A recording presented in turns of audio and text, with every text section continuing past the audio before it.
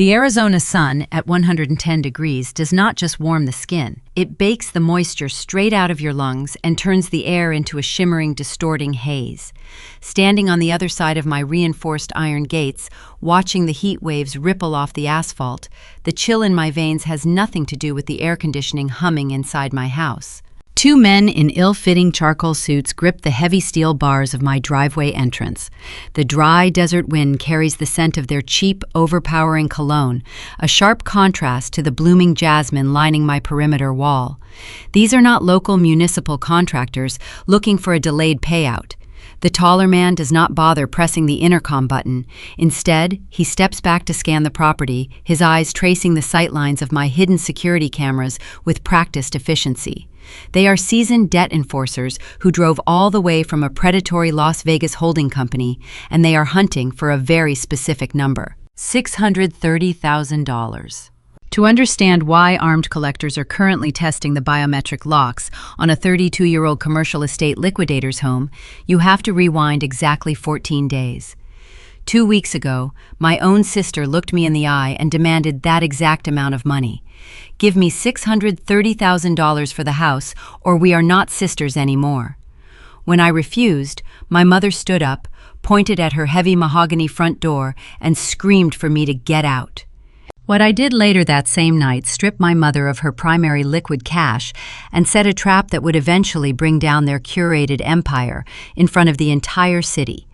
But before we get to the financial ruin, the forged signatures, and the federal raid welcome, back to Grape Echo Stories, where we untangle the toxic secrets families try to bury behind closed doors.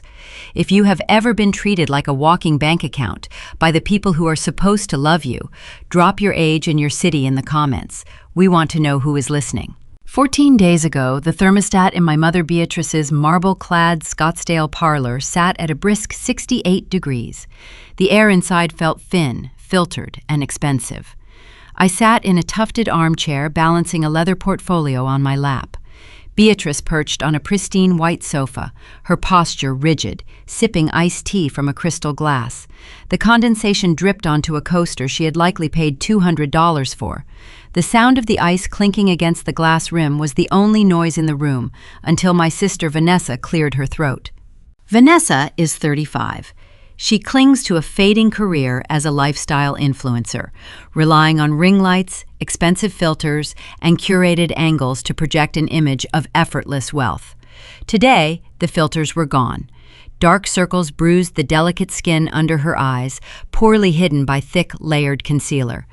Beside her sat her husband, Julian. He wore a designer linen shirt, but sweat pooled at his collar, staining the pale fabric dark gray. His right knee bounced in a restless, erratic rhythm against the leg of the glass coffee table. Vanessa slid a thick, leather-bound legal binder across the table. It stopped inches from my portfolio.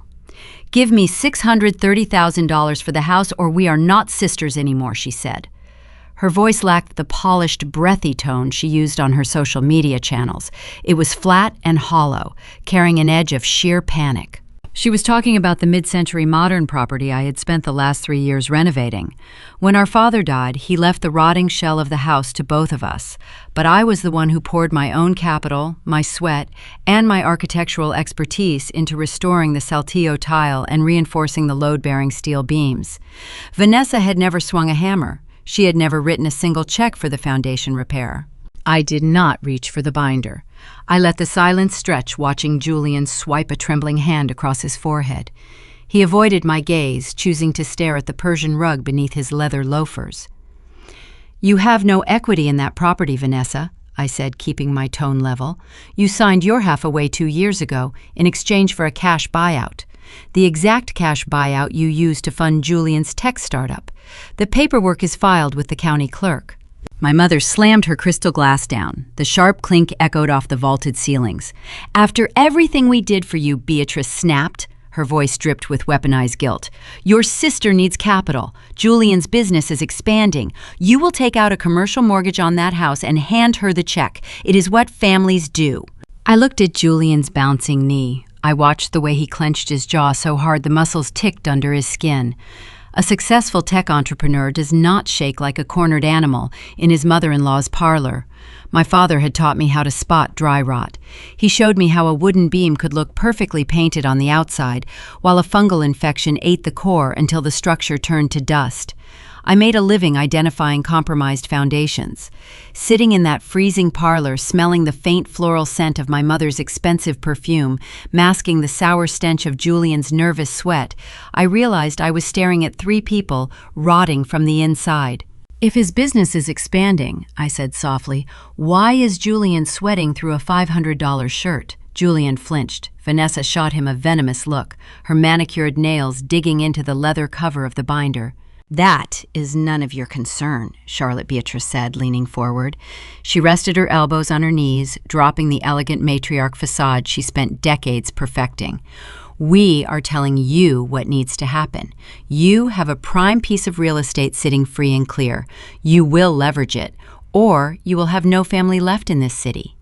The threat hung in the cold air. For 32 years, Beatrice had operated our family like a transactional ledger. Love was not given freely. It was a currency she leveraged to maintain control. She expected me to absorb the financial shock of whatever disaster Julian had created.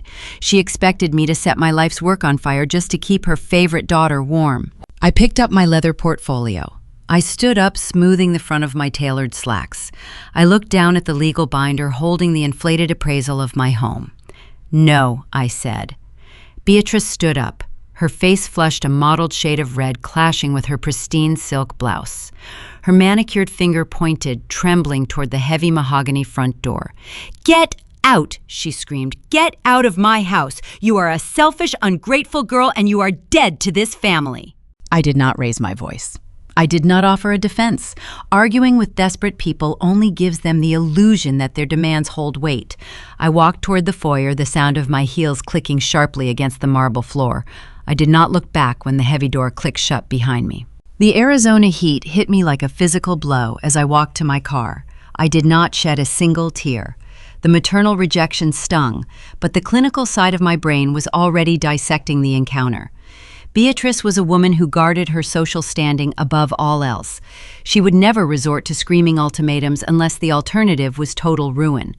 Julian was terrified, Vanessa was cornered, and Beatrice was willing to sever her bloodline for quick liquid cash. They were fighting for survival against a threat they were too proud to name. As I started my engine, I realized their desperation made them highly predictable. Beatrice operated on a strict playbook.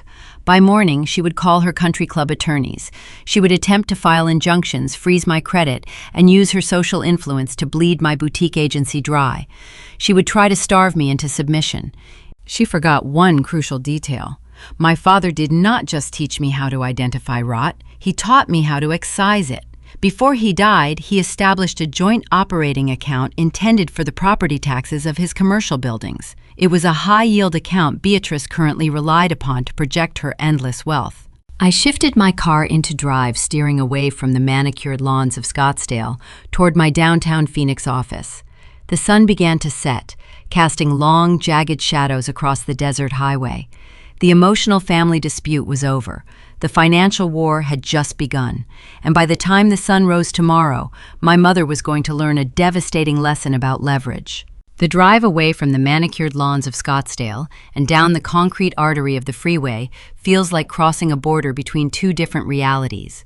The desert heat still radiates from the dark asphalt, baking the tires of my car, but the suffocating pressure of my mother's parlor is finally gone. I steer toward the warehouse district of downtown Phoenix. My boutique firm operates out of a restored brick building on the 4th floor. I chose this specific space because the exposed masonry and raw steel beams remind me of the fundamental truth of architecture. You can hide a crumbling foundation with expensive paint for a few years, but eventually gravity always collects its debts. I unlock the heavy glass door of my office and step into the quiet dark. The air smells faintly of old blueprints, printer ozone, and cold espresso. I do not reach for the overhead light switch. I need the isolation of the shadows to focus. Throwing a daughter out of her childhood home is a theatrical gesture, but Beatrice does not operate on pure emotion. Her screaming match was a calculated opening move. By tomorrow morning, she will pivot to her standard operational playbook: My mother retains a cutthroat litigation attorney who plays golf at her country club. I know exactly what they will discuss over their morning coffee. They will draft an emergency petition to freeze my personal bank accounts.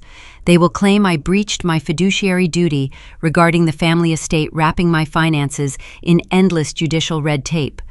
Their goal is not to win a prolonged court battle. Their goal is to starve me of oxygen. If they can freeze my cash flow, I cannot pay my restoration contractors. I cannot secure materials. My boutique agency will suffocate in a matter of weeks, forcing me to crawl back to her parlor and sign over my house just to survive. I walk over to my desk and tap the spacebar on my keyboard. The dual monitors flicker to life, casting a harsh, pale blue glow across my face. I refuse to play the obedient, discarded daughter. If my mother wants to wage a war of financial attrition, I am going to ensure her cannons have no powder. When my father passed away, he left behind a robust joint operating account. He was a pragmatic man who understood the volatile nature of commercial real estate. He established that specific account to serve as a structural safety net, intending the funds to cover emergency property taxes and unexpected liabilities. He wanted to protect the family from unforeseen market crashes. But a safety net is only useful if you do not use it as a hammock. Over the last 5 years, Beatrice treated that joint account like her personal slush fund. She skimmed the interest and quietly depleted the principal to maintain her high society facade. The funds paid for her exclusive club memberships, her catered charity luncheons, and the imported silk draperies she used to impress women who secretly despised her. She relied on that liquidity to project an image of untouchable generational wealth. I open a secure, encrypted browser and navigate to the banking portal. I type in my credentials and watch the dashboard load. The balance sits in the high 6 figures. It represents the remaining equity of my father's hard work and the exact amount of capital I was entitled to for managing the properties over the last 3 years. Beatrice assumes this money is safe because she assumes I lack the spine to touch it without her permission. She also assumes the banking bylaws require dual authorization for large transfers. She is wrong on both counts. My father anticipated her financial recklessness. He baked a contingency protocol into the original banking charter. I pull up a digitized copy of the bylaws on my left monitor and scroll down to Section 4.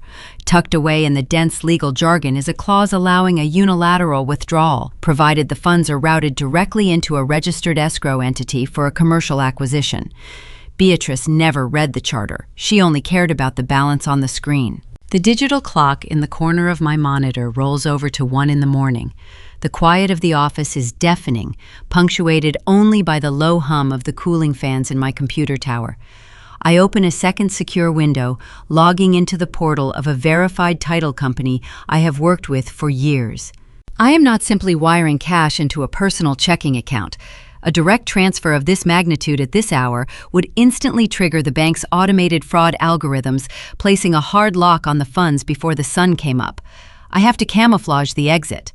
Months ago, I established an irrevocable corporate trust for a municipal bidding project that never materialized. It is a fortified legal entity possessing its own tax identification numbers and operating agreements. It is entirely insulated from the name Charlotte Williams. I begin typing. My fingers fly across the mechanical keyboard, the sharp clacking echoing in the empty room. I draft a formal commercial purchase order. I authorize the bank to route every single dollar of my equity out of the joint account, transferring it into the title company's escrow hold. The ledger dictates the funds are being used to purchase a dummy commercial title.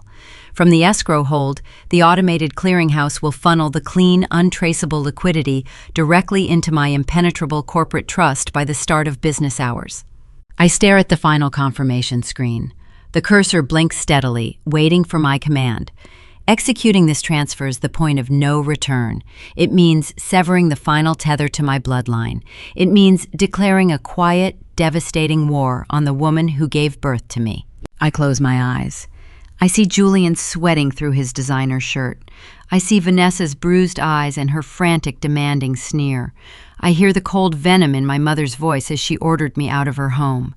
They view my independence as a threat and my labor as a resource to be harvested. I open my eyes and press the enter key.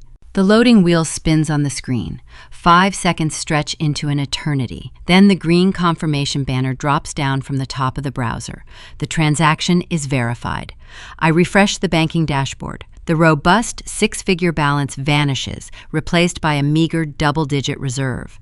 I have systematically drained the primary liquidity my mother relies on to fund her daily illusion. In a single keystroke, I have vaporized her safety net. More importantly, I have executed a tactical retreat from my own financial identity. On paper, I am now entirely broke.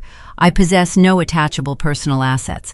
If Beatrice's aggressive lawyers petition a judge to freeze my accounts tomorrow, they will cast their net into a dry ocean. They will find nothing but empty pockets and hollow ledgers. I have impoverished myself to become a ghost to creditors while safely locking my actual life's work behind a legal fortress they cannot breach. The time reads 3 in the morning.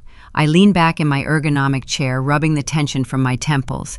The blue light from the monitors washes over the dark office, casting long shadows against the exposed brick walls. The digital heist is complete. The money is safe. I stand up and walk over to the large industrial window overlooking the city.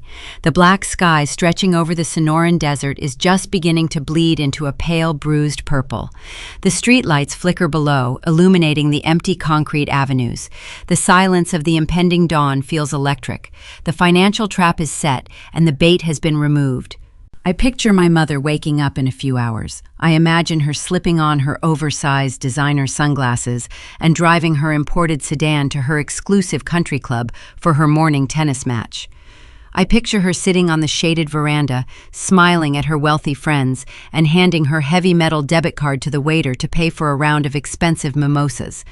I take a sip of my cold espresso, watching the desert horizon brighten, and wonder just how vicious her retaliation will be when that machine flashes declined. 7 days pass in agonizing silence. In my line of work, silence from a hostile party never means surrender. It means they are reloading. I spend the entire week isolated inside the restoration property, waiting for the inevitable retaliation. The psychological warfare is far more exhausting than the physical labor of laying tile. Every time my phone chimes with an email notification, my pulse spikes. Every shadow cast across the gravel driveway by the harsh desert sun makes me check the security monitors. I anticipate a barrage of furious voicemails from Beatrice the moment her heavy metal debit card declines at the country club. I brace myself for the threatening text messages from Julian. Yet my phone remains entirely quiet. The absence of their rage is calculated. They are orchestrating a coordinated strike behind closed doors, confident that their next move will be a fatal blow. To anchor my fraying nerves, I focus on the structure around me. My father bought this mid-century modern shell a decade ago. It was an abandoned relic nestled against the base of the Camelback Mountains, featuring a flat, cantilevered roof and expansive floor-to-ceiling glass walls. He died before the interior framing was finished. I spent 3 years breathing drywall dust, battling city permit offices, and sanding original walnut paneling by hand to bring his architectural vision to life. This property is not just an asset to me. It is a sanctuary built on grief and sweat equity. I am not going to let my sister cannibalize it to pay off a gambling debt. The trap finally springs on the morning of the 7th day. At 10 o'clock sharp, the perimeter proximity alarm emits a soft chirp. I walk over to the kitchen island and tap the security tablet. A pristine silver Mercedes glides through the open iron gates, its tires crunching steadily over the crushed granite driveway. My mother steps out of the driver's side first. Beatrice wears a tailored cream linen suit, projecting the casual, effortless elegance of a woman attending an exclusive charity luncheon. Vanessa emerges from the passenger door a moment later. The bruised exhaustion I saw in her eyes a week ago is completely gone. She radiates a synthetic, glowing confidence, her shoulders pulled back, a designer handbag slung over her arm. They walk up the flagstone path wearing identical, predatory smiles. They look like women who have already won the war. I do not wait for them to ring the doorbell. I unlatch the heavy mahogany front door and step out onto the shaded porch, crossing my arms. Beatrice does not offer a polite greeting. She does not even pretend to maintain maternal warmth. She marches up the steps and thrusts a thick stack of legal parchment toward my chest. Her triumphant grin stretches so wide it looks painful. "You really thought you could hide your little stunt from me, Beatrice," says her voice dripping with condescension. "You thought you could drain the operating account and walk away with our money." I take the packet without reacting to her tone. The header on the top page bears the official raised seal of the Maricopa County Superior Court. It is a preliminary injunction. I scan the dense legal text. The document is ruthless. It mandates an immediate hard freeze on all my personal assets, claiming I committed severe financial misconduct. The operative clause orders the immediate forced liquidation of the property I am currently standing in to settle the disputed family funds. I flip to the final page and check the signature line. Judge Harold Trenton. The name makes perfect sense. Harold is a retired corporate litigator who plays mixed doubles with my mother every Tuesday morning at the resort. Beatrice bypassed standard judicial review entirely. She utilized her curated social influence to fast-track a fraudulent order relying on a corrupt favor to bypass due process. "We gave you a chance to do this the easy way," Vanessa chimes in, stepping up beside our mother. She looks at the restored walnut paneling of the entryway, her eyes roaming over the property like a prize she has already cashed in. "You wanted to play hardball. Now the court is going to strip this place down to the studs and cut me a check for my half. You brought this on yourself." I look at the crisp legal paper in my hands. Then I look up at the two women, expecting me to fall to my knees and beg for mercy. I do not panic. I do not raise my voice to argue about judicial corruption or the legality of their maneuver. I simply smile. It is a small, quiet expression, but it causes my mother's triumphant grin to falter instantly. The atmosphere on the porch shifts, the air growing thick and heavy. "You really should have read the municipal property records before you called Harold," I say, keeping my tone perfectly conversational. I turn around, pick up a sealed manila envelope from the entryway console table, and hand it directly to Beatrice. "What is this?" my mother demands, eyeing the envelope with sudden, sharp suspicion. She does not open it. "That is a certified judge-signed and county-recorded transfer deed," I explain, stepping back to lean against the doorframe. "As of 3 o'clock in the morning, exactly 7 days ago, I severed my personal connection to this real estate. I do not own this house anymore. I am currently standing in the corporate headquarters of an irrevocable trust." Beatrice rips the envelope open, her pristine manicure tearing the thick paper. She pulls out the trust documents my cyber investigator helped me finalize. Her eyes dart frantically across the restrictive clauses, the airtight spendthrift provisions, and the corporate entity designations. On paper, Charlotte Williams is an impoverished citizen. I own no attachable assets. The physical property belongs to a fortified corporate structure, rendering her preliminary injunction entirely useless. Her friend Judge Trenton might as well have signed a blank napkin. A court cannot force the sale of an asset the defendant does not possess. The color drains from Beatrice's face with terrifying speed, leaving her skin an ashen gray. Her hands begin to tremble, the expensive linen suit suddenly looking like a poorly fitted costume. She reads the final clause again, refusing to accept the checkmate. But the true horror belongs to Vanessa. My sister snatches the trust documents from our mother's shaking hands. As Vanessa reads the county clerk timestamps verifying the transfer, her radiant synthetic confidence dissolves. The physical manifestation of terror washes over her. Her breathing turns shallow and rapid. Her eyes widen, staring at the ink as if it is a death sentence. She is not just angry, she is petrified. The quick cash scheme she relied on to save her husband is dead. The collateral they planned to leverage to pay off the Las Vegas holding company has vanished into thin air. A forced sale is legally impossible. I watch the exact moment my sister's mental gears grind to a halt. If she cannot deliver the $630,000 to the syndicate, the enforcers will not stop at rattling my iron gates. They will hunt Julian down. They will strip her lifestyle bare. The silence stretches thick and suffocating as the crushing reality of her failure sets in. "You planned this?" Vanessa chokes out, her voice cracking. Her fingers crumple the edges of the trust document. "You knew we needed that money. You set us up. I knew you were trying to steal my foundation to cover your mistakes," I correct her, my voice dropping to a clinical chill. "You tried to rob me. I just locked the vault."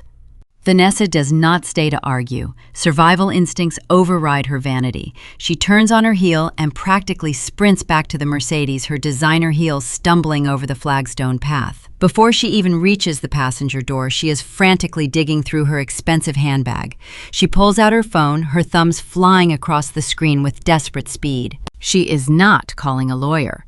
Lawyers require retainers and long waiting periods, and she is officially out of time. She dials a number, pressing the device to her ear with a shaking hand, her eyes darting nervously toward the street. Beatrice glares at me one last time, her features contorted with a hollow, defeated rage before marching back to the driver's side. The silver sedan reverses sharply, tires spinning against the crushed granite, kicking up a cloud of white dust as it speeds away from my gates. The legal ambush failed, but the victory brings me no comfort. Vanessa is cornered, and cornered people do not surrender when they hit a brick wall. They look for a wrecking ball. If my sister cannot take my sanctuary through the legitimate court system, what illegal lines is she willing to cross to tear it down? The morning after a failed ambush always brings a deceptive quiet. I arrive at my downtown Phoenix office at 7, holding a cup of black coffee, watching the early sunlight filter through the exposed steel beams of the ceiling. The financial firewall I erected held firm through the night. My corporate trust remains impenetrable. For exactly 1 hour, I allow myself the luxury of breathing easily. Then, the digital clock on my desk rolls over to 8, and Beatrice unleashes her retaliation. It starts with a single phone call. The caller ID displays the name of a prominent local client, a wealthy widow who hired my boutique agency to liquidate a sprawling equestrian estate in North Scottsdale. It is a highly lucrative contract, one that took months of careful negotiation to secure. I answer the line with my standard professional greeting. The client does not return the courtesy. Her tone is rigid, clipped, and devoid of the warmth we shared just 2 days prior. She summarily cancels our binding agreement, citing a sudden change in family direction, and disconnects before I can ask a single question. 10 minutes later, a second cancellation arrives via email. This one is from a regional bank that frequently contracts my firm for commercial property valuations. The regional director states they are suspending all external vendor relationships effective immediately. By 9:30, my inbox is a graveyard of terminated contracts, suspended consultations, and revoked municipal bids. The synchronized timing is impossible to ignore. A localized, devastating social freeze has been activated against my agency. I do not panic. I open a private browser and navigate to the digital newsletter of the Scottsdale Historical Preservation Society. Beatrice sits as the senior chairwoman of the board. She does not merely participate in the local aristocracy, she governs it. She controls the philanthropic treasuries, curates the exclusive gala guest lists, and dictates who is permitted to thrive within the city limits. I scan the recent updates and find the source of the poison. My mother spent the entire night whispering fabricated lies into the ears of the most influential estate owners in Arizona. She planted highly specific engineered rumors. She claimed I was currently under investigation for elder abuse and predatory real estate appraisals. She told her wealthy peers that I deliberately manipulated vulnerable families, undervaluing their historic properties to flip them for personal gain. It is a brilliant, lethal narrative. In the world of high-end estate liquidation, trust is the only currency that matters. By branding me as a predatory opportunist, Beatrice designed a smear campaign intended to starve my business of all cash flow within a week. She wants me isolated, humiliated, and desperate enough to surrender my corporate trust just to clear my name. My desk phone rings again. This time it is my lead contractor, David. He sounds breathless, his voice drowned out by the noise of heavy machinery idling in the background. "You need to get down to the restoration site right now," David says, skipping any introductory pleasantries. "The city just pulled our permits." I leave my office and drive across the city, my hands gripping the steering wheel tight enough to turn my knuckles white. The social blackball was expected, but weaponizing the municipal government requires a level of deep corruption that proves my mother is pulling every available lever of power. When I pull into the crushed granite driveway of my mid-century modern property, the scene is chaotic. My crew of specialized craftsmen is standing on the front lawn, packing their expensive tools into the beds of their trucks. Parked directly blocking my iron gates is a white municipal vehicle bearing the seal of the City Planning Commission. A tall, stern-looking city inspector wearing a crisp uniform shirt stands on my front porch. He holds a heavy roll of industrial tape. I walk up the flagstone path just as he slaps a bright red notice directly onto the center of my newly installed, custom-milled mahogany door. The bold black letters on the sticker read, "Stop Work Order." I approach the inspector, projecting an aura of cold professional authority. I am the property owner I state, maintaining direct eye contact.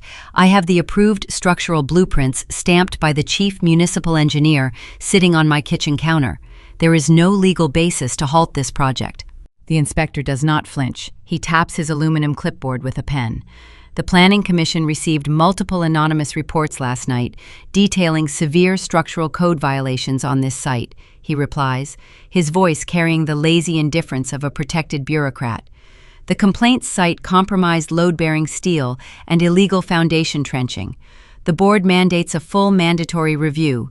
No crew members are permitted inside the structure until the commission clears the safety hazard.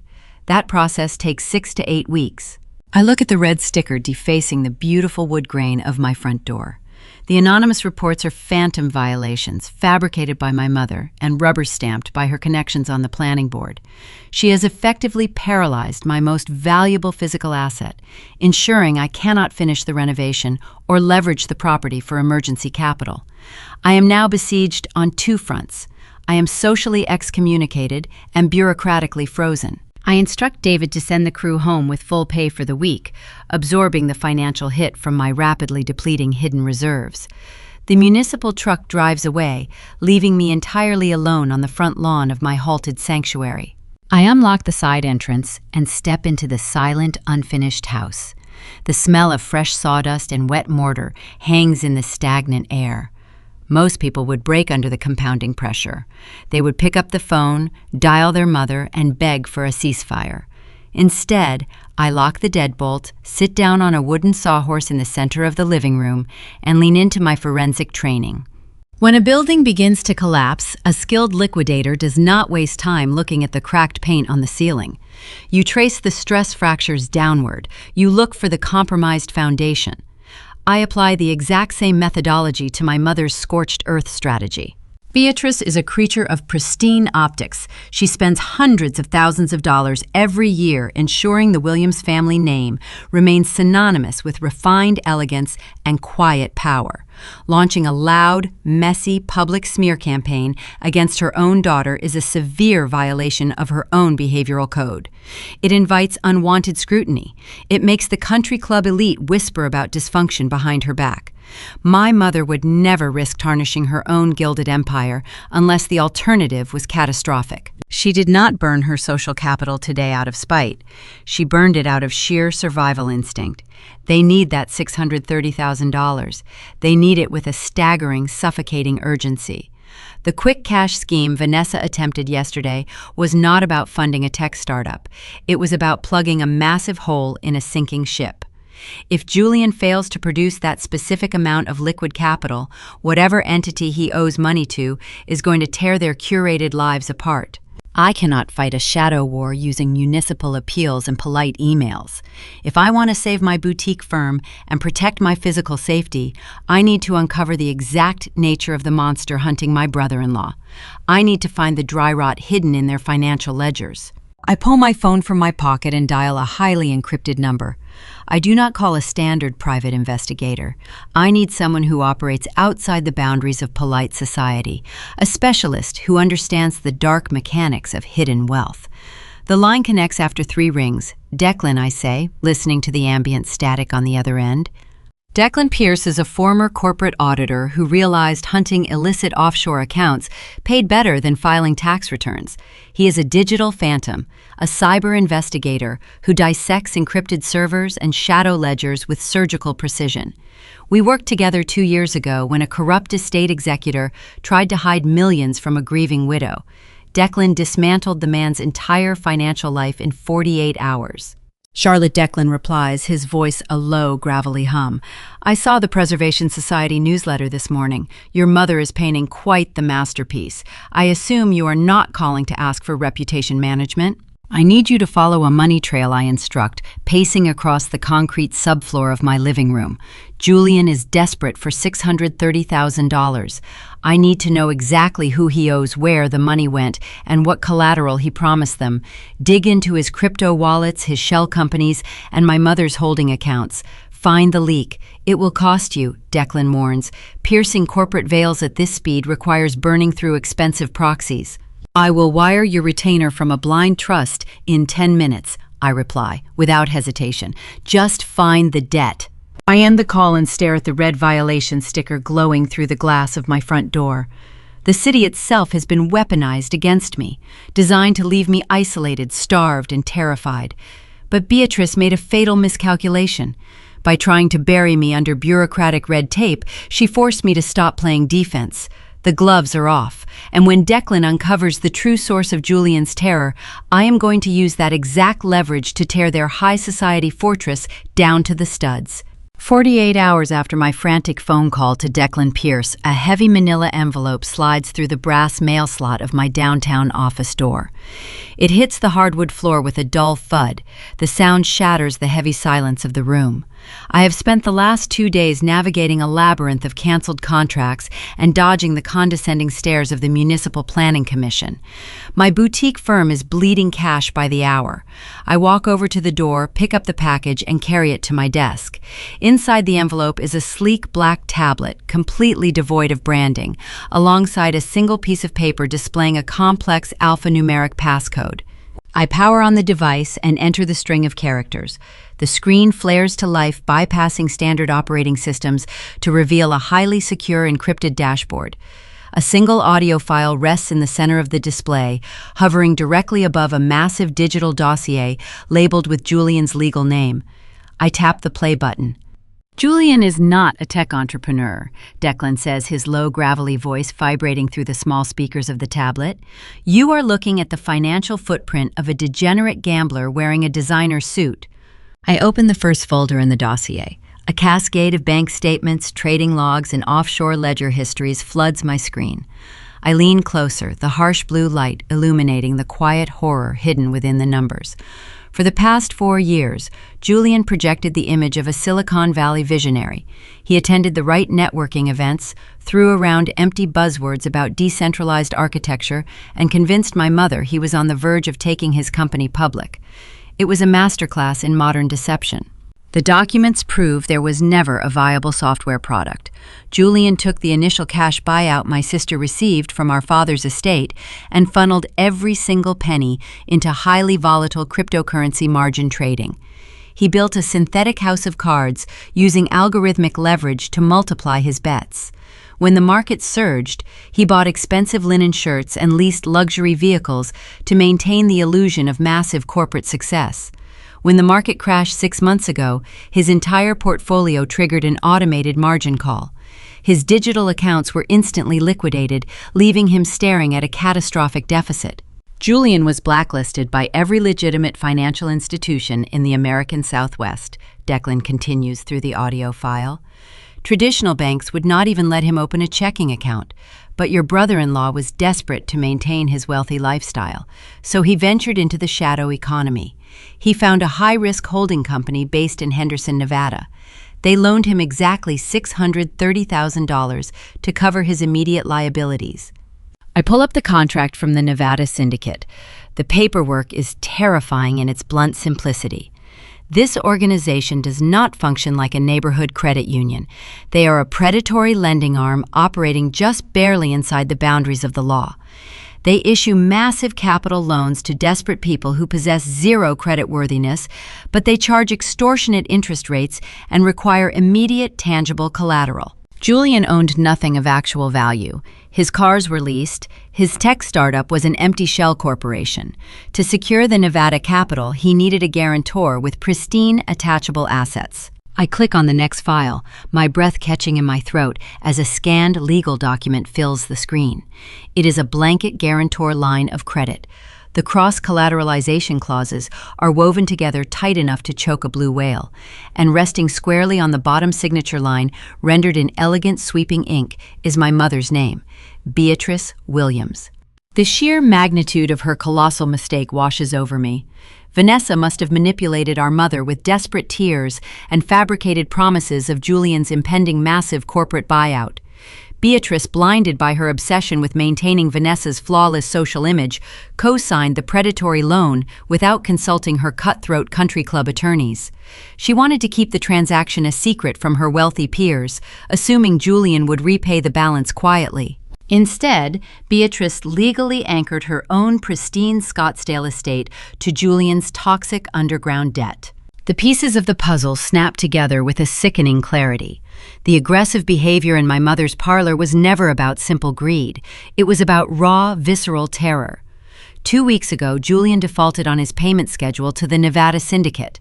The holding company issued a final warning, threatening to activate the guarantor clause and seize my mother's marble-clad sanctuary. Beatrice realized her entire curated empire was entirely exposed to ruthless shadow creditors. She did not try to steal my property just to fund Vanessa's lifestyle. She tried to cannibalize my mid-century modern house to save her own skin. She planned to force me into a commercial mortgage, hand the cash to the syndicate, and sacrifice my life's work to build a financial firewall around her own sprawling estate. When I locked my equity inside the corporate trust and impoverished myself on paper, I destroyed her only escape route. Her subsequent smear campaign and the municipal stop work order were the flailing, frantic strikes of a drowning woman trying to pull me under the water with her. The audio file clicks to the final segment. The people Julian borrowed from do not file civil lawsuits, Charlotte Declan warns, the gravel in his voice deepening into genuine concern. They bypass the judicial system entirely. They deploy aggressive collection specialists. These men do not care about local zoning laws or municipal preservation societies. They hunt for physical leverage, and they are extremely proficient at applying pressure until someone breaks. I turn off the tablet and stare at the blank black screen. The nature of the conflict has fundamentally shifted. I am no longer fighting a petty society war against a narcissistic mother. The gossip, the ruined contracts, and the fake code violations suddenly feel incredibly trivial. I am now caught in the blast radius of a severe physical liability. Beatrice failed to deliver the required capital. The Nevada holding company is officially off the leash, actively hunting across state lines for any attachable asset connected to the Williams bloodline. If they enforce the guarantor contract, they will descend upon my mother's property and strip her dynasty down to the copper wiring. But shadow creditors are notoriously thorough. Once they drain Beatrice dry, they will start looking for secondary targets. They will investigate family members, searching for hidden vaults and shadow accounts. I look out the window of my office, watching the brutal Arizona sun beat down on the concrete streets. My mid-century modern house is safely insulated inside an ironclad trust, rendering it legally untouchable. But the enforcers driving in from the desert do not care about legal boundaries or corporate designations. They care about intimidation. They care about fear. And it is only a matter of time before they realize a highly skilled architectural liquidator might be hiding the exact mountain of cash they are looking for. With a ruthless syndicate rapidly closing in on my family's crumbling empire, a terrifying question echoes through the silent room. How long before those men wearing cheap cologne and expensive suits return to my perimeter gates, and this time decide they are tired of waiting outside? The memory of the encrypted audio file fades, replaced by the brutal, undeniable reality of the present moment. We are back at the shimmering asphalt of my driveway. The temperature outside sits at a punishing 110 degrees, but my pulse remains remarkably steady. The two men in ill-fitting charcoal suits are still standing on the other side of my reinforced iron gates. The taller one grips the heavy steel bars, his knuckles turning pale as he tests the structural integrity of the electronic lock. The shorter companion wipes a thick bead of sweat from his forehead, his dark eyes darting toward the hidden security cameras I installed 3 months ago. They traveled a long way from the neon glow of Nevada. They are not here to negotiate a reasonable payment plan or discuss adjusted interest rates. These debt collectors operate purely on intimidation deployed by a high-risk holding company that Julian foolishly defrauded. My brother-in-law borrowed a fortune using a fabricated corporate profile, and now the ledger demands absolute balance. A normal citizen would dial the emergency dispatch number. They would retreat behind their locked front door, draw the heavy curtains, and wait for patrol cars with flashing sirens to arrive. But calling the local authorities is exactly what my mother wants me to do. Beatrice maintains deep, corrupt connections within the municipal precinct. If a police cruiser parks in front of my restoration project, a public incident report inevitably gets filed. My mother would instantly weaponize that document, leaking it to her Historical Preservation Society as undeniable proof that I am involved in dangerous criminal activities. She would use the ensuing scandal to permanently revoke my commercial operating licenses. I absolutely refuse to hand her that ammunition. I step away from the glowing security monitor. I walk into my kitchen and pick up a crisp manila folder resting on the cool marble island. Inside sits a certified title search printed directly from the county clerk database just an hour ago. I smooth the fabric of my tailored slacks and take a deep breath of the filtered, air-conditioned air and walk toward the front entrance. Opening the heavy mahogany door feels like stepping into a roaring blast furnace. The desert wind assaults my senses, carrying the distinct, overpowering aroma of cheap musk cologne mixing with melting asphalt. The two enforcers stop rattling the gate the moment my shoes crunch onto the crushed granite path. They watch me approach, their expressions shifting from mundane irritation to calculated menace. "Open the gate, lady," the taller man demands. His voice is a low rumble, rough, like dragging coarse sandpaper across dry wood. "Julian owes our boss a substantial amount of money. We know he put this specific property down as a secondary collateral asset. You are going to sign the transfer deed right now, or we are coming over this fence to have a much less polite conversation." I stop exactly 3 feet from the iron bars. I do not flinch. I do not break eye contact. These collection specialists rely heavily on inducing rapid panic. They expect tears screaming or frantic desperate denials.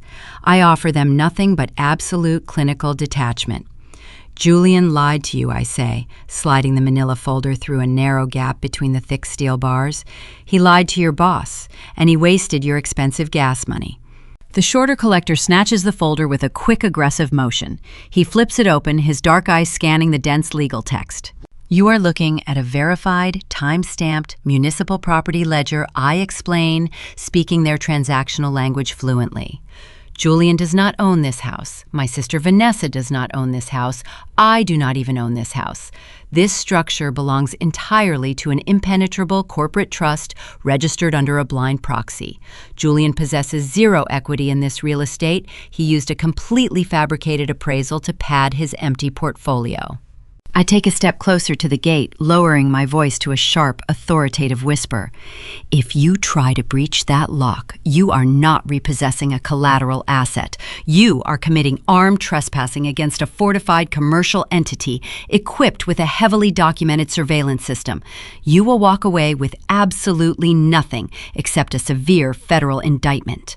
The realization hits them simultaneously. The shorter man points a thick finger at a specific restrictive clause on the page, showing it to his silent partner. The taller enforcer reads the black ink. His jaw clenches tight. The predatory confidence drains from his weathered face, instantly replaced by a cold, seething fury. They are seasoned professionals. They recognize a solid concrete wall when they crash into one. They realize my brother-in-law played them for absolute fools, offering phantom equity to secure massive illicit loans. "Your organization operates on tangible leverage," I continue, keeping my tone perfectly level and completely devoid of emotion. "You want attachable assets. You want the man who actually signed your binding contract. You are knocking on the wrong door." "Where is he?" the tall man asks, the rough rumble in his voice sharpening into a highly lethal edge. I reach into my front pocket and pull out a small white index card. I use a pen to write down a very specific address located in ultra-wealthy North Scottsdale. I also write down the private 6-digit security code required to bypass the gated community entrance. I slide the card through the steel bars. "That is the primary guarantor estate," I tell them softly. "Julian is currently hiding inside the guest house out back. The main property features 3 imported luxury vehicles sitting in the driveway, a massive collection of authenticated fine art hanging on the walls, and an unsecured wine cellar worth roughly $200,000. The owner is a wealthy woman named Beatrice. She co-signed his predatory loan." The enforcer takes the white card. He looks at the written address, then looks back at my face, a silent, terrifying understanding passing between us. I am not just deflecting their violence away from my sanctuary, I am handing them the keys to my mother's pristine kingdom. For my entire life, Beatrice shielded Vanessa and Julian from the consequences of their own failures, while treating me as entirely disposable. Today, I am forcing her to bear the actual crushing weight of her favoritism. I am unleashing the monster directly into her marble-clad parlor. "Have a pleasant drive," I say softly. They do not waste another precious second. The two men turn around and jog back to their unmarked, dark SUV parked idling at the curb. The heavy engine roars to life, thick tires squealing loudly against the hot pavement as they speed away toward the sprawling, wealthy suburbs. I stand alone in the searing heat, listening to the fading hum of their engine block. The immediate physical threat to my life is completely neutralized. My corporate fortress remains gloriously unbreached. But as I turn around and walk back inside the cool, quiet shadows of my house, the psychological tension ratchets up to an entirely new, terrifying level. I have successfully redirected a lethal syndicate toward my toxic family. Julian is officially completely out of time. The shadow creditors are exactly 30 minutes away from kicking down his bedroom door. When those angry men arrive at the Scottsdale estate, Beatrice will finally understand the catastrophic real-world consequences of her blinding arrogance. She cannot bribe these aggressive collectors with an exclusive country club membership. She cannot silence them with a fake municipal stop work order. They will demand their pound of flesh, and they will not leave empty-handed. But my racing thoughts immediately drift to Vanessa. My sister is profoundly vain, breathtakingly selfish, and deeply manipulative, but she is also fiercely protective of her lavish, carefully curated lifestyle. Julian is her only anchor to the grand illusion of success. With aggressive enforcers rapidly closing in to seize everything they own, basic logic will completely evaporate from her frantic mind. Pure, unadulterated, primal desperation will take the wheel. Cornered animals do not simply surrender gracefully. They lash out wildly, utilizing absolutely any weapon they can find in the dark. Vanessa knows she cannot fight the Nevada Holding Company. She knows Julian is entirely financially ruined.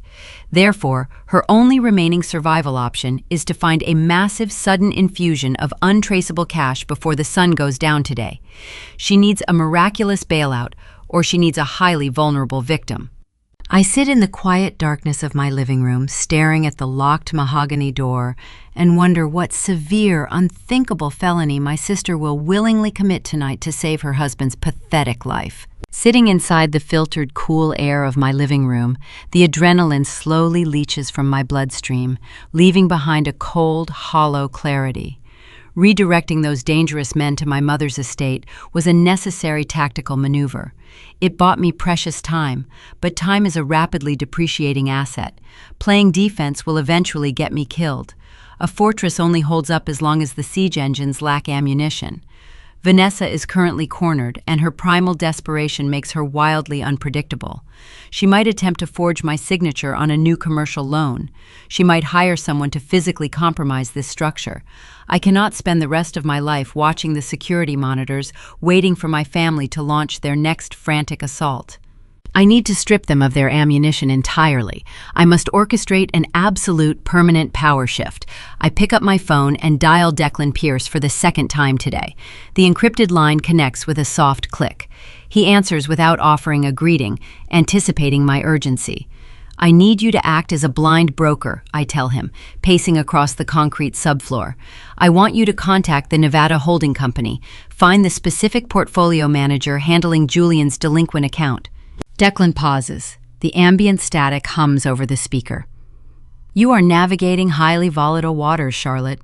Those organizations do not typically negotiate with anonymous third parties." "They will negotiate if you offer them a frictionless exit strategy," I reply. "These syndicates operate strictly on profit margins. They despise messy interstate legal battles.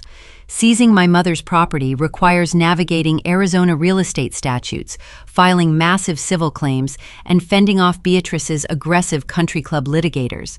It is a loud, expensive headache. Offer to purchase Julian's toxic paper outright. Tell them a private corporate entity is willing to buy the entire debt portfolio today, in cash, at a 90% valuation. The silence on the other end stretches for 10 seconds. When Declan finally speaks, his tone carries a mixture of professional respect and genuine alarm. Buying that paper makes you the primary creditor.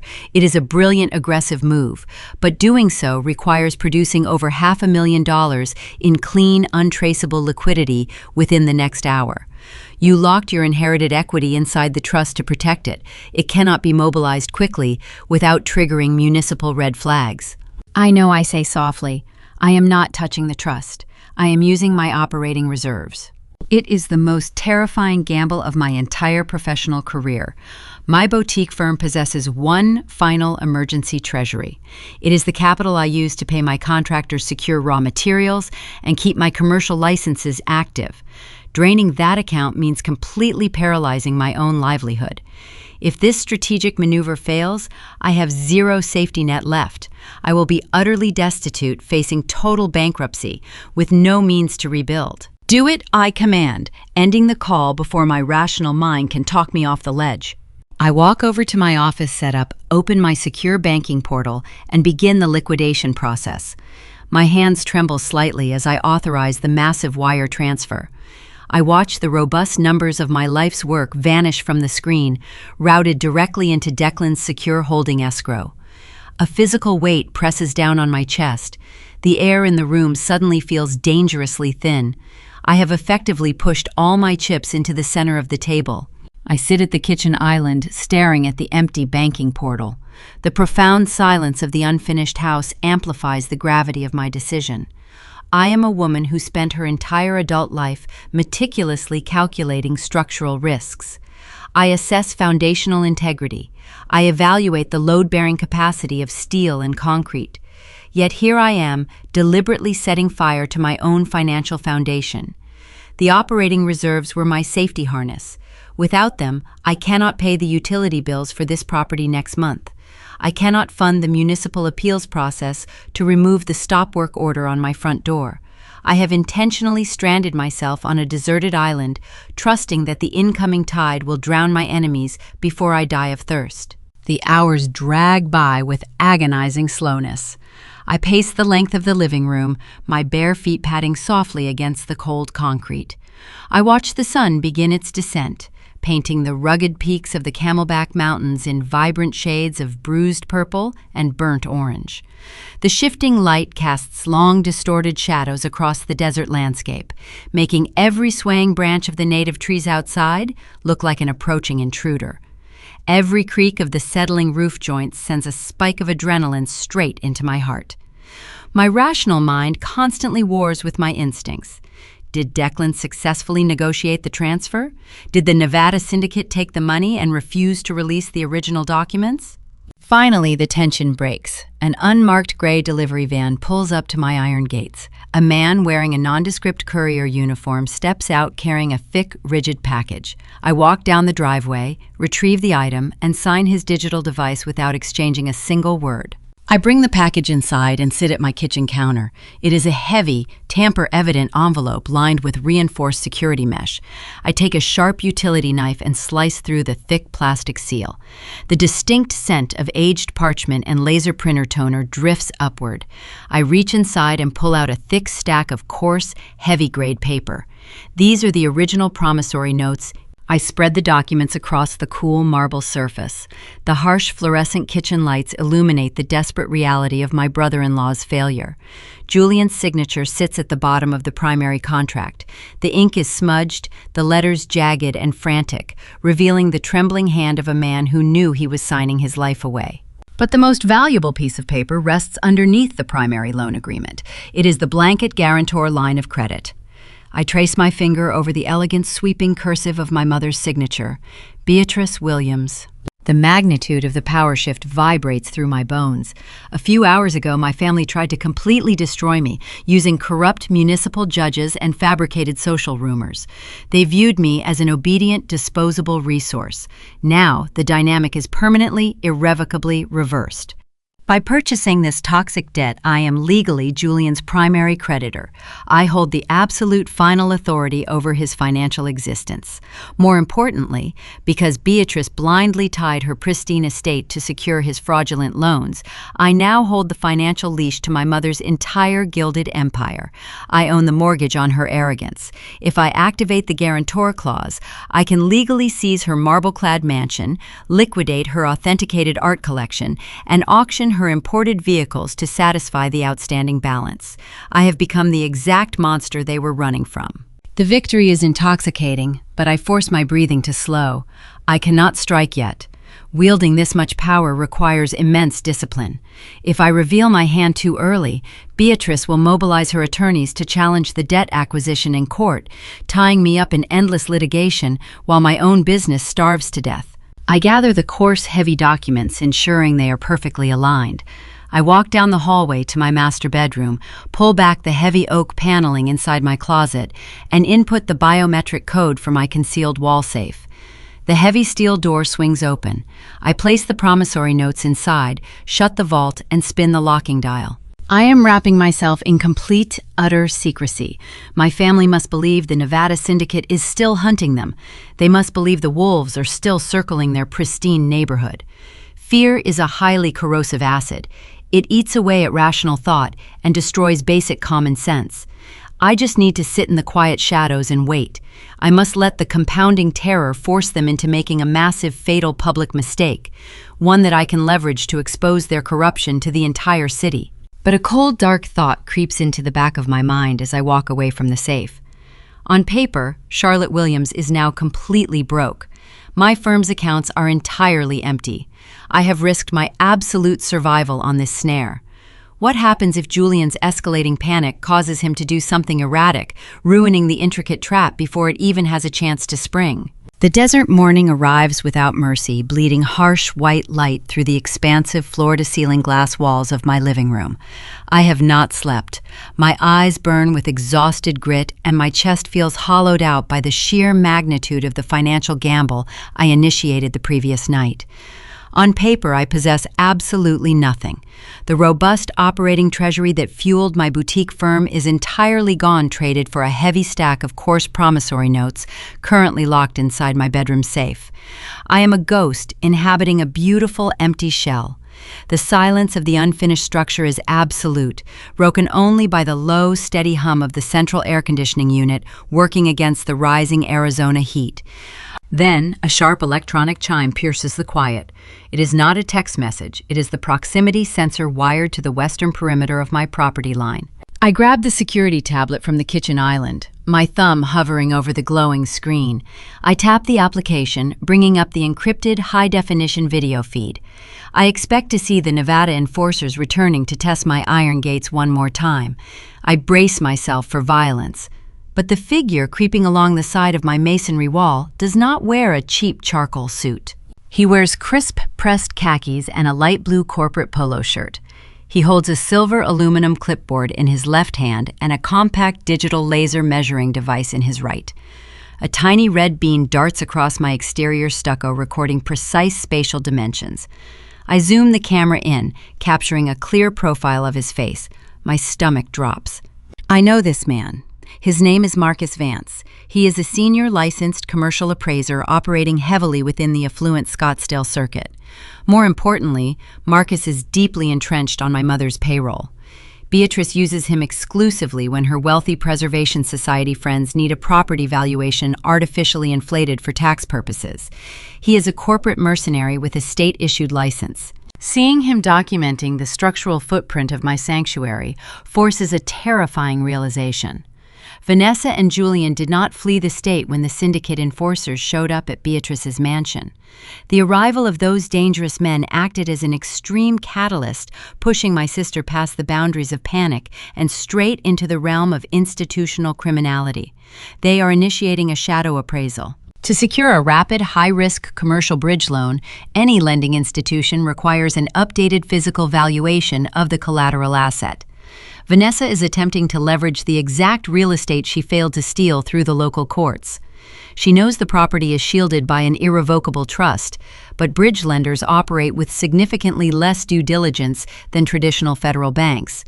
If she can produce a certified appraisal and forge my signature on the primary application, she can extract hundreds of thousands of dollars against my equity before the underwriter even verifies the corporate proxy. The profound irony of her desperate scheme hits me like a physical blow. My sister is planning to commit massive federal fraud to secure enough cash to pay off the Nevada holding company. She is stealing my house to pay the syndicate, and she has no idea that I am the syndicate. She is unknowingly trying to rob me to pay me. Hot, furious adrenaline spikes through my veins. The sheer audacity of her crime is suffocating. I exit the video feed and open my phone dialer. My fingers tremble as I punch in the emergency dispatch number. A single patrol car could arrive at my driveway in less than 4 minutes. The police would catch Marcus Vance red-handed trespassing on private commercial property. They would arrest him, confiscate his digital laser, and drag my mother's favorite numbers guy into a brightly lit interrogation room. Before I press the call button, I hesitate. I dial Declan Pierce instead. The cyber investigator answers on the first ring. I do not offer a polite morning greeting. I explain exactly who is currently pacing outside my western wall, measuring my cantilevered roof. I describe the impending bridge loan application and the sheer scale of the forgery Vanessa is currently orchestrating. I am calling the authorities. I tell him, my voice tight with suppressed rage. I am shutting this down right now. Do not touch that keypad, Declan commands. His low, gravelly tone cuts through my rising panic, cold and entirely analytical. Take your finger off the screen, Charlotte. He is trespassing, I argue, pacing furiously across the concrete floor. He is an active participant in an impending identity theft. If you involve local law enforcement today, you ruin the entire strategy, Declan explains patiently. Think about the legal mechanics. A man standing on your gravel driveway is committing a simple misdemeanor.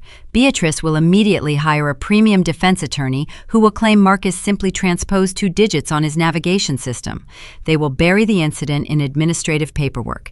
It will remain a messy, unprovable family dispute. I stop pacing, staring blindly at the locked mahogany door. If you want to permanently dismantle their empire, you cannot arrest the scout, Declan continues. You must let the opposing army cross the bridge. Vanessa is currently weaving a noose. To secure that commercial capital, she has to electronically submit those forged documents across state lines to a federal banking institution. The moment she presses send, she commits wire fraud, bank fraud, and aggravated identity theft. She crosses the point of absolutely no return. But for her to complete the transaction, she needs that specific appraisal. The agonizing strategic truth settles heavily over my shoulders. Playing defense kept me safe yesterday, but destroying my enemies requires a terrifying level of vulnerability today. I have to actively lower my defenses. I must enable my sister's felony. Do not let him see you, Declan warns softly before disconnecting the line. I lower the phone. I pick up the security tablet and access the integrated property controls. With a sickening sense of betrayal to my own sanctuary, I remotely disable the secondary motion alarms on the exterior perimeter. I tap another command, electronically unlatching the side courtyard gate. I am intentionally inviting the vampire across the threshold. I retreat into the darkest corner of my interior office, hiding completely out of sight from the expansive glass windows. I sit in the heavy shadows and watch the tablet screen. Marcus Vance pushes the wooden gate open, entering my private courtyard. He photographs the custom steel reinforcements I spent months welding. He logs the premium Saltillo tile I laid by hand. He documents the exact value of my blood, sweat, and grief. The psychological weight of the moment is profoundly suffocating. I am a woman who builds things. I reinforce crumbling structures. Sitting in the dark, willfully allowing a corrupt operative to catalog my life's work for a fraudulent harvest goes against every instinct in my body. It feels like standing perfectly still while a stranger measures me for a coffin. Marcus spends another 20 minutes violating my perimeter before returning to his vehicle. He drives away carrying the vital numbers Vanessa desperately needs to complete her counterfeit application. I remain in the dark office, the ambient glow of the security tablet illuminating my face. The initial fury fades, replaced by a chilling analytical calculation. A commercial bridge loan requires more than just a rogue appraiser. It demands an intricate network of verified paperwork. Vanessa cannot execute this level of institutional deception alone. She cannot simply sign my name on a digital dotted line. To bypass the underwriter, she needs a certified public notary willing to stamp a forged signature. She needs a corrupt banking officer willing to look the other way when the corporate proxy details fail to align. My sister is not merely committing a crime. She is constructing a sprawling federal conspiracy. The trap is finally set and the bait has been taken. But as the desert sun climbs higher into the unforgiving sky, a new terrifying variable emerges. How far into the dark is Vanessa willing to plunge to secure this fraudulent capital? And exactly who else from our mother's pristine high society orbit is she dragging down into the criminal abyss with her? The afternoon sun bakes the flat, cantilevered roof of my house, projecting a harsh geometric shadow across the crushed granite driveway. I sit perfectly still in the center of my darkened home office. The air conditioning unit hums a low, steady rhythm against the oppressive Arizona heat. 4 hours have passed since I watched Marcus Vance measure my exterior walls with his digital laser. 4 hours of suffocating silence. My laptop rests closed on the pristine surface of my glass desk. I am waiting for the digital tripwire to snap. When my phone finally vibrates against the glass, the sudden harsh buzzing makes my heart slam against my ribs. I pick up the device. The screen displays a single encrypted text message from Declan Pierce. The notification contains no words, only a heavily secured hyperlink. I open my laptop and enter my biometric passcodes. I paste the link into a shielded browser. The screen goes black for a fraction of a second before rendering a massive high-resolution PDF file. It is a digital intercept sourced directly from the underwriting server of a commercial bridge lender located in Henderson, Nevada. Declan has spent the entire morning monitoring the data traffic flowing out of my sister's local IP address. The document loading on my screen is a formal commercial loan application. I lean forward, the pale blue light of the monitor reflecting in my eyes. I scroll past the preliminary financial disclosures and the artificially inflated property valuation Marcus Vance supplied. I bypass the aggressive interest rate schedules and the predatory repayment terms. My eyes search for the final page, the critical page, the legal authorization binding the borrower to the debt. The final page loads and the breath leaves my lungs in a sharp, involuntary exhale. Sitting plainly on the primary borrower line is my name, Charlotte Williams. But it is not just typed, it is physically signed. I stare at the digital ink, my blood running cold. The strokes mimic my handwriting with a chilling, terrifying accuracy. The loop of the letter C carries the exact aggressive slant I use on my architectural blueprints.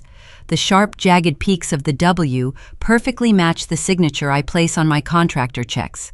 Vanessa did not simply forge a document. She spent hours studying my historical files, practicing the precise movement of my wrist, carefully rehearsing the mechanical execution of my identity.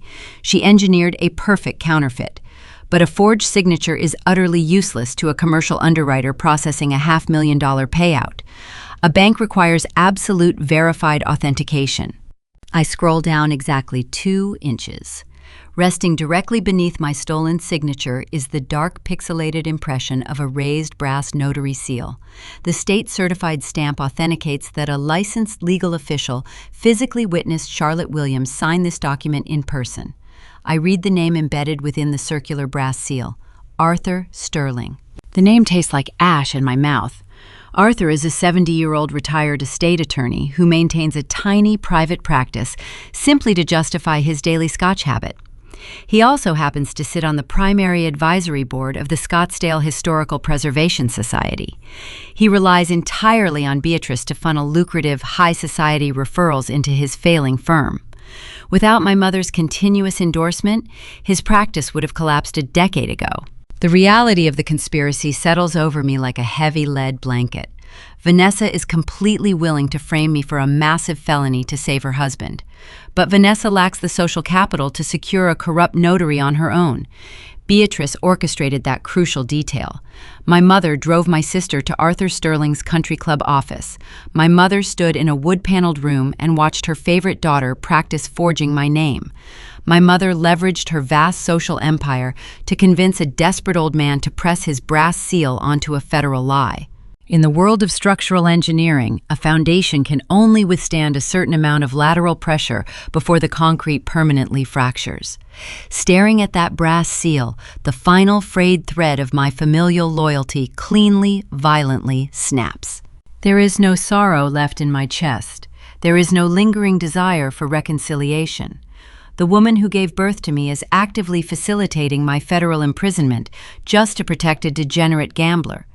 The transition inside my mind is absolute. I am no longer a discarded daughter trying to protect her sanctuary. I am the architect of their total destruction. I dial Declan. He answers immediately, the sound of rapid keyboard typing echoing in the background of the call. "You have the shadow copy," Declan says, his voice devoid of any comforting inflection. "It is a masterful piece of fraud. If that application passes the underwriter, the Nevada bank will authorize a wire transfer for $630,000 directly into an offshore holding account Julian controls." "I want to call the local precinct," I say, my voice dropping to a dangerous whisper. "I want uniformed officers to walk into Arthur Sterling's office right now and put him in handcuffs. I want them to arrest my sister for identity theft." "No," Declan snaps, his tone sharp and authoritative. "Do not let your anger ruin the strategy. I told you this morning local police are utterly useless against your mother's influence. If you file a local report, Beatrice will deploy her country club litigators before the ink dries. They will claim Arthur made a simple administrative error. They will say Vanessa was acting under a misunderstood verbal power of attorney. They will drag the investigation into a localized civil court, exhaust your remaining capital, and bury you under endless paperwork." I stare at the forged signature on my monitor. How do we bypass her local influence? "We escalate this beyond the reach of a country club lawyer," Declan replies smoothly. "We hand this directly to the Federal Bureau of Investigation. Beatrice cannot bribe a federal prosecutor. Arthur Sterling cannot charm a federal judge. But the FBI does not care about an attempted local fraud. For this to trigger a mandatory federal indictment, a specific legal threshold must be crossed." I understand the mechanics of the law. The crime must transition from a local conspiracy to an interstate violation. The funds must physically cross state lines. I conclude, finishing his thought. "Exactly," Declan confirms. "To spring a federal trap, wire fraud must actually occur. The Nevada bank must officially approve the fraudulent application and electronically transmit the stolen funds into Julian's account in Arizona. The moment those digital dollars cross the state border, the jurisdiction instantly shifts to the federal government. The snare pulls tight and there is absolutely no escape." A profound, heavy silence fills my office. The logic is flawless, but the execution requires traversing a minefield. "There is a massive structural flaw in your plan," I tell him, rubbing my aching temples. "Vanessa is submitting that bridge loan application under the assumption that I am the sole legal owner of this physical property. But I do not own this house. A corporate trust owns this house. When the Nevada underwriter runs a basic municipal title search, they will see an impenetrable proxy holding the deed. The application will instantly fail. The bank will deny the loan, the wire transfer will never happen, and the federal crime will never materialize." I listen to the ambient static on the line as Declan processes the administrative hurdle. He knows I am right. Commercial lenders might be reckless, but they do not blindly hand out $500,000 without verifying the name on the property deed matches the name on the application. "If the bank rejects the file, the trap breaks," Declan says softly. "The only way this works is if the underwriter believes Charlotte Williams owns the collateral." I look around my beautiful, unfinished living room. I look at the exposed steel beams I reinforce with my own hands. I look at the custom mahogany door currently defaced by a municipal stop work sticker. I have spent my entire life building defensive walls to keep my toxic family out. Now, to completely destroy them, I have to open the gates and invite them in. "I know what I have to do," I say, my voice cold and absolute. I disconnect the call and open a new secure browser window. I navigate to the official portal for the Arizona Secretary of State. I input the complex registration credentials for my irrevocable corporate trust. The dashboard loads, displaying the fortified, anonymous proxy shield I paid thousands of dollars to construct. This shield is my armor. It is the only thing protecting my life's work from my mother's relentless financial assaults. My fingers hover over the keyboard. To spring a federal trap, I must ensure the bank processes the loan. I have to force a financial institution to fund a massive fraud against my own name. I click the Primary Administration tab. I select the option to temporarily dissolve the blind proxy designation. I delete the anonymous corporate identification numbers. In the empty text boxes, I type my own legal name, Charlotte Williams.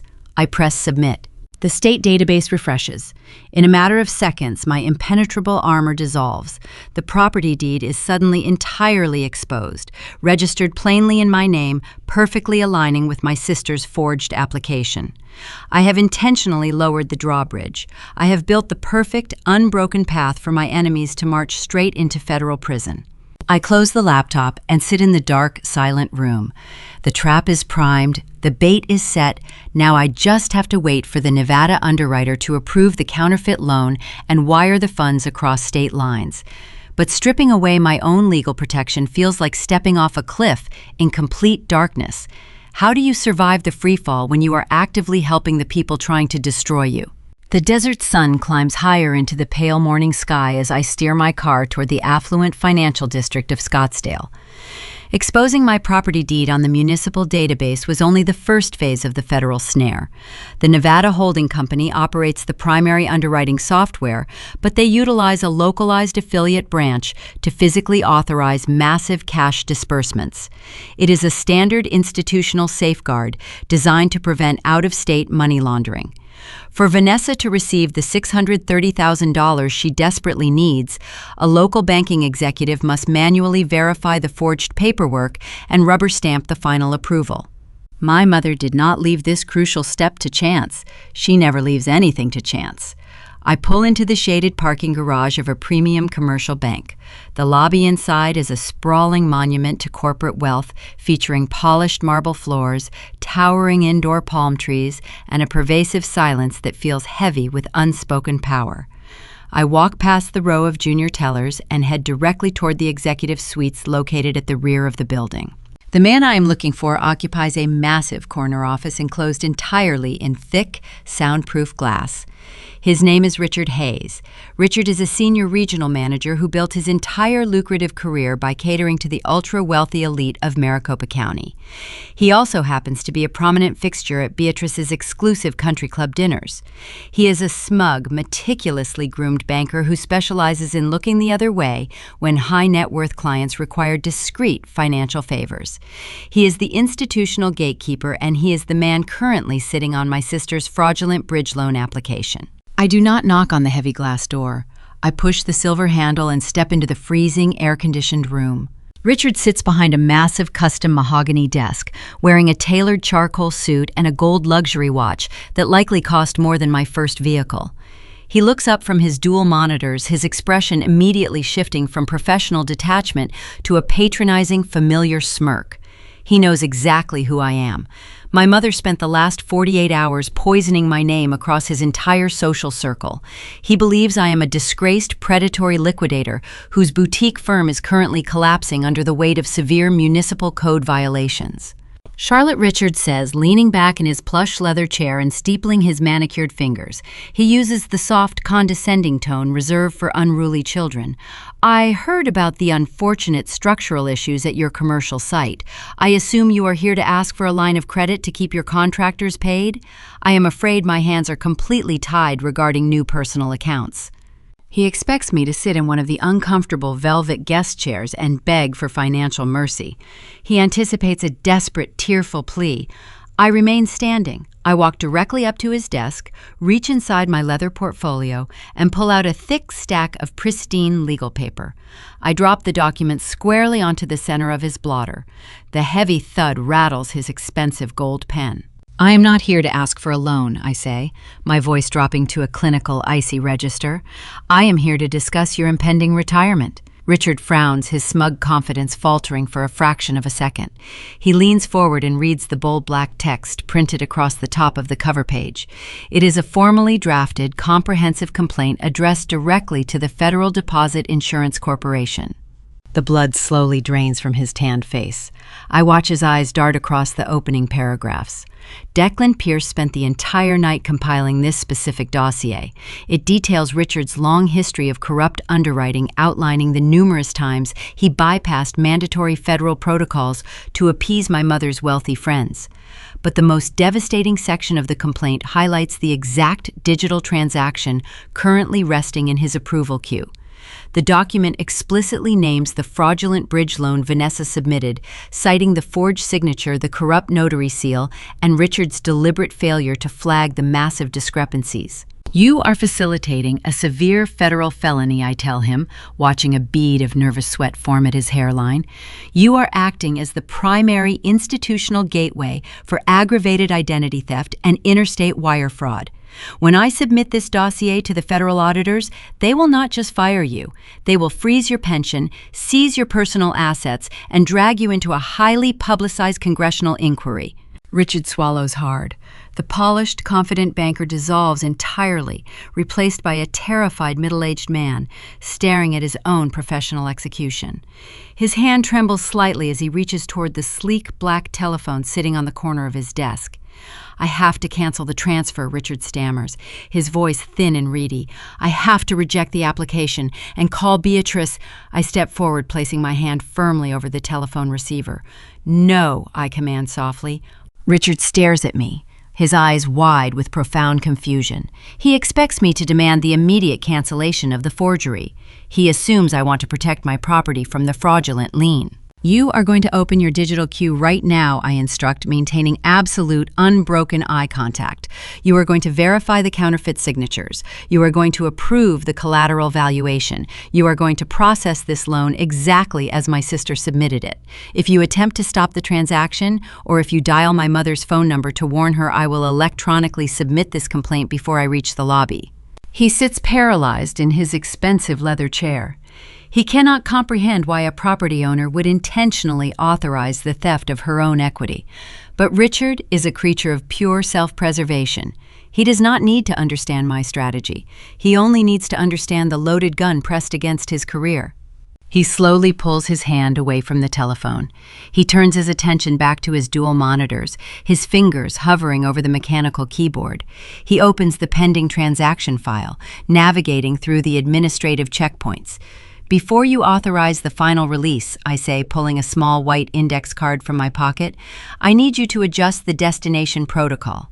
I slide the card across the polished mahogany surface. Printed on the paper is a complex alphanumeric string. It is a highly specialized internal routing code Declan generated. If Vanessa receives that massive cash injection today, she will instantly forward the money to the Nevada holding company to clear Julian's debt. I cannot allow the funds to reach their final destination yet. I need the money suspended in a digital purgatory. Enter that specific routing sequence into the disbursement ledger, I tell Richard. What does this code do, he asks, wiping the sweat from his forehead with a shaking hand. It ensures the interstate wire transfer clears the Federal Reserve, I explain calmly. It legally initiates the transaction, firmly crossing the threshold into federal jurisdiction. However, it forces the money into a localized institutional clearinghouse. The funds will be artificially delayed. They will not physically post to Julian's offshore account for exactly 48 hours. Richard realizes the sheer gravity of the trap I am building. I am not just targeting my family. I am orchestrating a flawless, unavoidable federal snare, and I am forcing him to tie the final knot. He hesitates for one agonizing second, weighing the consequences of funding a massive fraud against the immediate destruction of his comfortable life. The choice is remarkably simple for a man with no actual loyalty. He types the altered routing sequence into the secure banking portal. He bypasses the final security warning. He clicks the glowing green approval button. The transaction status on the screen shifts from pending to completed. The Nevada underwriter is officially notified. The fraudulent bridge loan is now legally active, and the massive sum of cash begins its invisible journey across state lines. I pick up the drafted federal complaint from his desk and slide it back into my leather portfolio.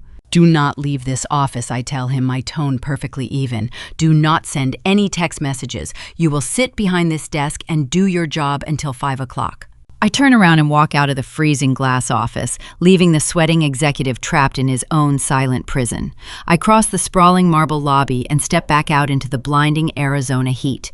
The institutional gatekeeper is now entirely my pawn. The wire transfer is officially initiated, moving the stolen equity out of Nevada and into the digital holding pattern. But as I unlock my car door, a new terrifying pressure settles heavily onto my chest.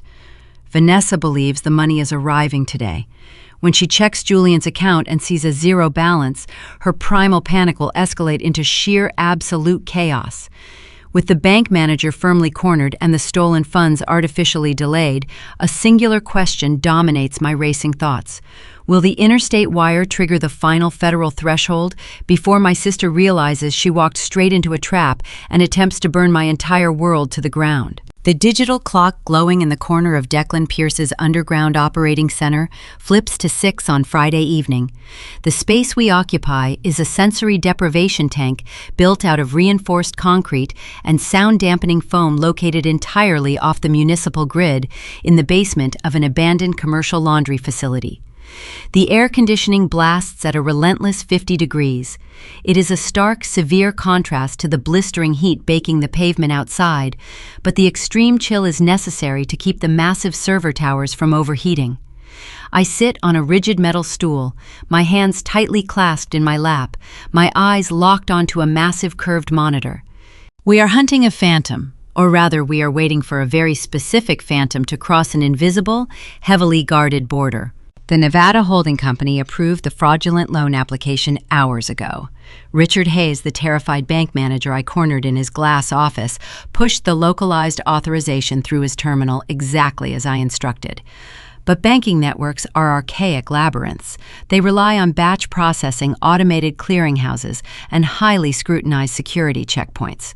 A wire transfer of $630,000 does not simply teleport from one corporate account to another.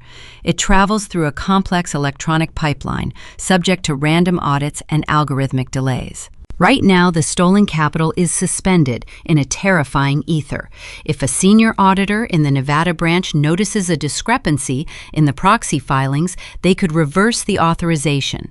If Vanessa suddenly gets cold feet and calls the bank to cancel the bridge loan, the entire operation collapses instantly.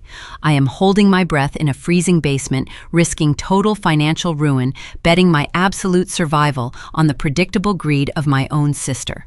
Declan sits beside me, his long fingers resting lightly on his mechanical keyboard. He operates in absolute silence.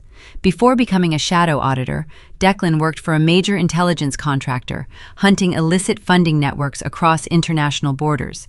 He treats domestic financial crimes with the exact same clinical precision. He understands that a trap is only lethal if the prey steps completely inside and the heavy steel door locks securely behind them. My mother spent her entire life believing the law is merely a suggestion for the impoverished. Beatrice operates under the arrogant assumption that generational wealth provides a localized immunity shield. She genuinely thinks a corrupt Rotary Club notary and a bribed bank manager are sufficient armor against any real consequence. She fails to understand that the national government does not care about her exclusive country club memberships. The curved monitor in front of us displays a live interception of the banking routing node. We are watching the digital pipeline connecting the Nevada headquarters to the Arizona branch. The screen is currently bathed in a pale neutral gray. The silence in the room stretches, wrapping around my throat like a heavy vice.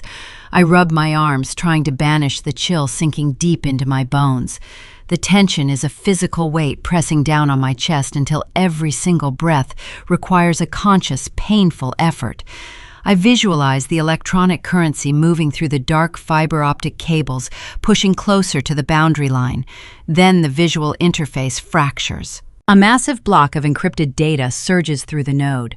The specific numerical sequence, matching the altered routing code Richard Hayes utilized, flashes across the dark background. The pale gray screen instantly, violently shifts to a brilliant, piercing green. Declan finally exhales, leaning back in his ergonomic leather chair. The wire is complete, he says, his gravelly voice echoing off the concrete walls. The funds have officially crossed state lines. The monumental gravity of that single sentence washes over me, sending a violent shockwave down my spine.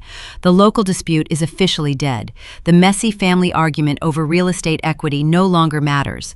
By forcing the commercial lender to transmit stolen funds from Nevada into Arizona, Vanessa just elevated her desperate scheme into a severe national felony. She committed aggravated identity theft and interstate wire fraud in one single catastrophic motion. The cage she painstakingly built to save her husband just dropped squarely over her own head. She thinks the money will post to Julian's offshore account by tomorrow morning. She has no idea the altered routing code forced the electronic cash into an institutional holding pattern for exactly 48 hours. She believes the Nevada syndicate is paid off. She believes she won the war. My phone vibrates against the metal desk, the sudden harsh buzzing shattering the quiet victory in the room. I flinch, my eyes darting toward the device. The notification display illuminates, revealing a new text message. The sender is Beatrice. My brow furrows in deep confusion. My mother has not contacted me directly since she threw me out of her house and launched her devastating social smear campaign. I pick up the phone and open the message, expecting a vicious threat or a final demand for my complete surrender. Instead, the text is dripping with a smug, triumphant venom. It is an official digital invitation to the annual Scottsdale Charity Gala taking place tomorrow night. Every November, the Historical Preservation Society hosts a massive, opulent event at the most exclusive resort in the city. It is the absolute crown jewel of the high society calendar. For Beatrice, the gala is never about philanthropy. It is a brutal battlefield. It is the precise location where she publicly asserts her dominance, solidifies her wealthy alliances, and quietly destroys her social rivals over glasses of imported champagne. It is a coronation wrapped in expensive silk and dazzling diamonds. Below the formal invitation graphic, Beatrice included a highly personalized note. "You should attend tomorrow," the message reads. "Vanessa is making a very special announcement regarding a massive influx of capital for Julian's new business venture. It would be a shame for you to miss your sister's tremendous success. Perhaps you can finally learn something about how a real empire operates." I stare at the glowing letters in my blood running perfectly ice cold. The sheer, blinding arrogance is staggering. My mother knows I am socially blackballed. She knows my boutique firm is paralyzed by the municipal stop work order. She genuinely believes I am sitting in my unfinished house, destitute and completely defeated, entirely unaware that my sister just forged my signature to steal my equity. Beatrice wants me at that gala for one specific, incredibly cruel reason. She wants to parade Vanessa's fake victory right in front of my face. She wants me to stand in a ballroom full of elite people who despise me, watching my sister celebrate the exact money they stole from my foundation. It is the ultimate psychological kill shot, designed to break my spirit permanently. Declan watches my face, reading the dark shift in my posture. He glances at the phone clutched tightly in my hand. "What did she do?" he asks quietly. "She invited me to a party," I reply, my voice dropping to a dangerous, hushed register. I look back at the brilliant green screen displaying the confirmed federal wire transfer. I hold the absolute final authority over their entire existence. I own Julian's toxic shadow debt. I possess the blanket guarantor document legally attaching Beatrice's sprawling estate to that exact debt. And I have the federal interception proving Vanessa committed a massive interstate banking felony. They handed me all the gasoline in the world.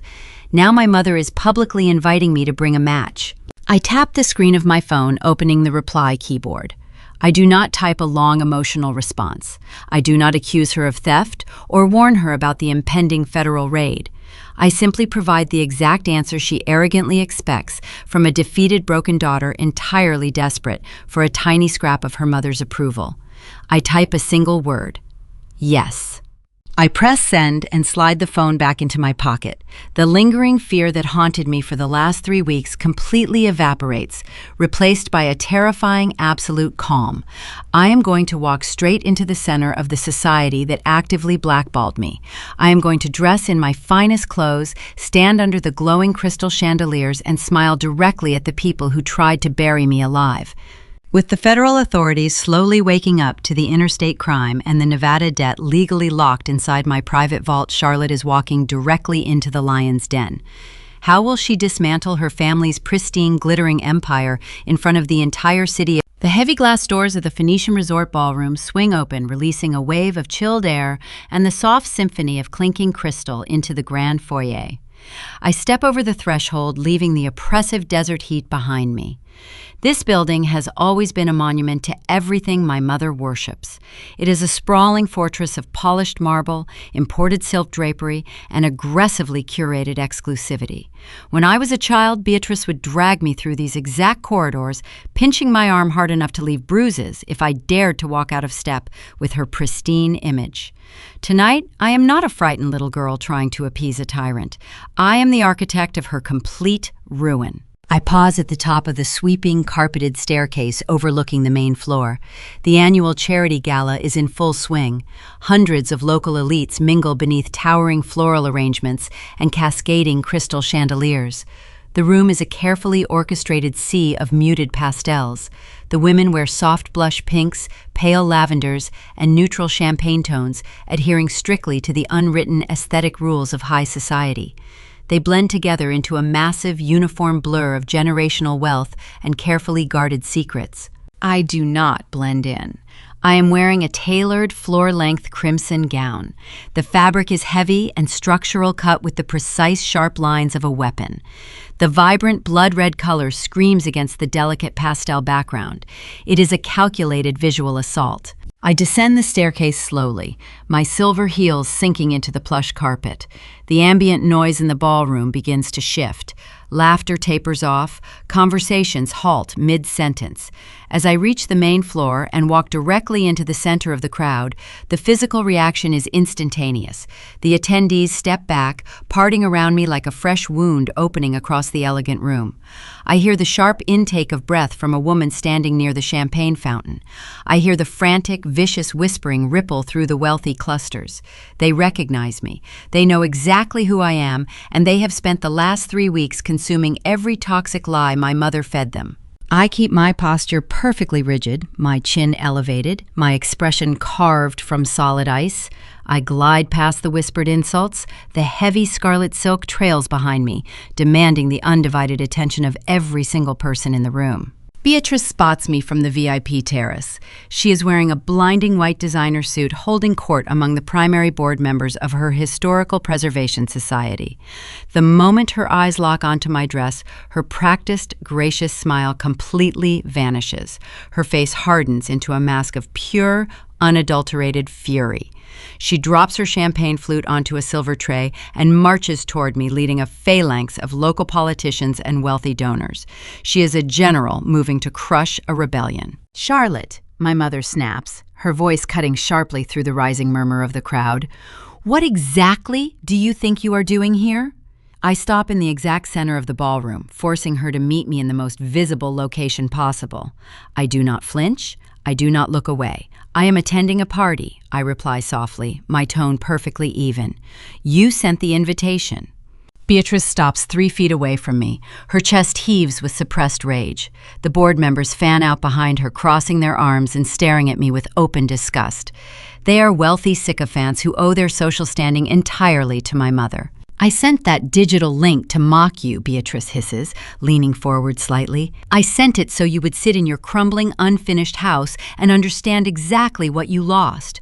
I did not invite you to physically invade my event and humiliate this family with your desperate presence." She turns her head sharply, scanning the perimeter of the room. "Where is the private security detail?" she demands loudly, ensuring her voice projects across the surrounding tables. "Someone locate the head of security right now and remove this arrogant, estranged daughter from the premises." I remain completely still. I do not defend myself. I let her escalate the confrontation, allowing her to dig the public grave she desperately wants to put me in. Vanessa and Julian emerge from the crowd, drawn by the escalating commotion. My sister wears a pale gold sequined dress, her hair perfectly styled, her makeup flawless. She radiates the bright, arrogant glow of a woman who believes she just secured a massive, unearned fortune. Julian stands close behind her, a smug, self-satisfied smirk plastered across his face. He is wearing a brand new tuxedo. He thinks his massive gambling debt is paid off. He thinks the Nevada syndicate is gone. He thinks the trap I built was actually his own brilliant victory. Following closely behind my sister is a hired videographer. The man holds a professional camera rig mounted on a stabilizing gimbal. A bright red recording light glows near the lens. Vanessa is live streaming this entire event to her thousands of social media followers.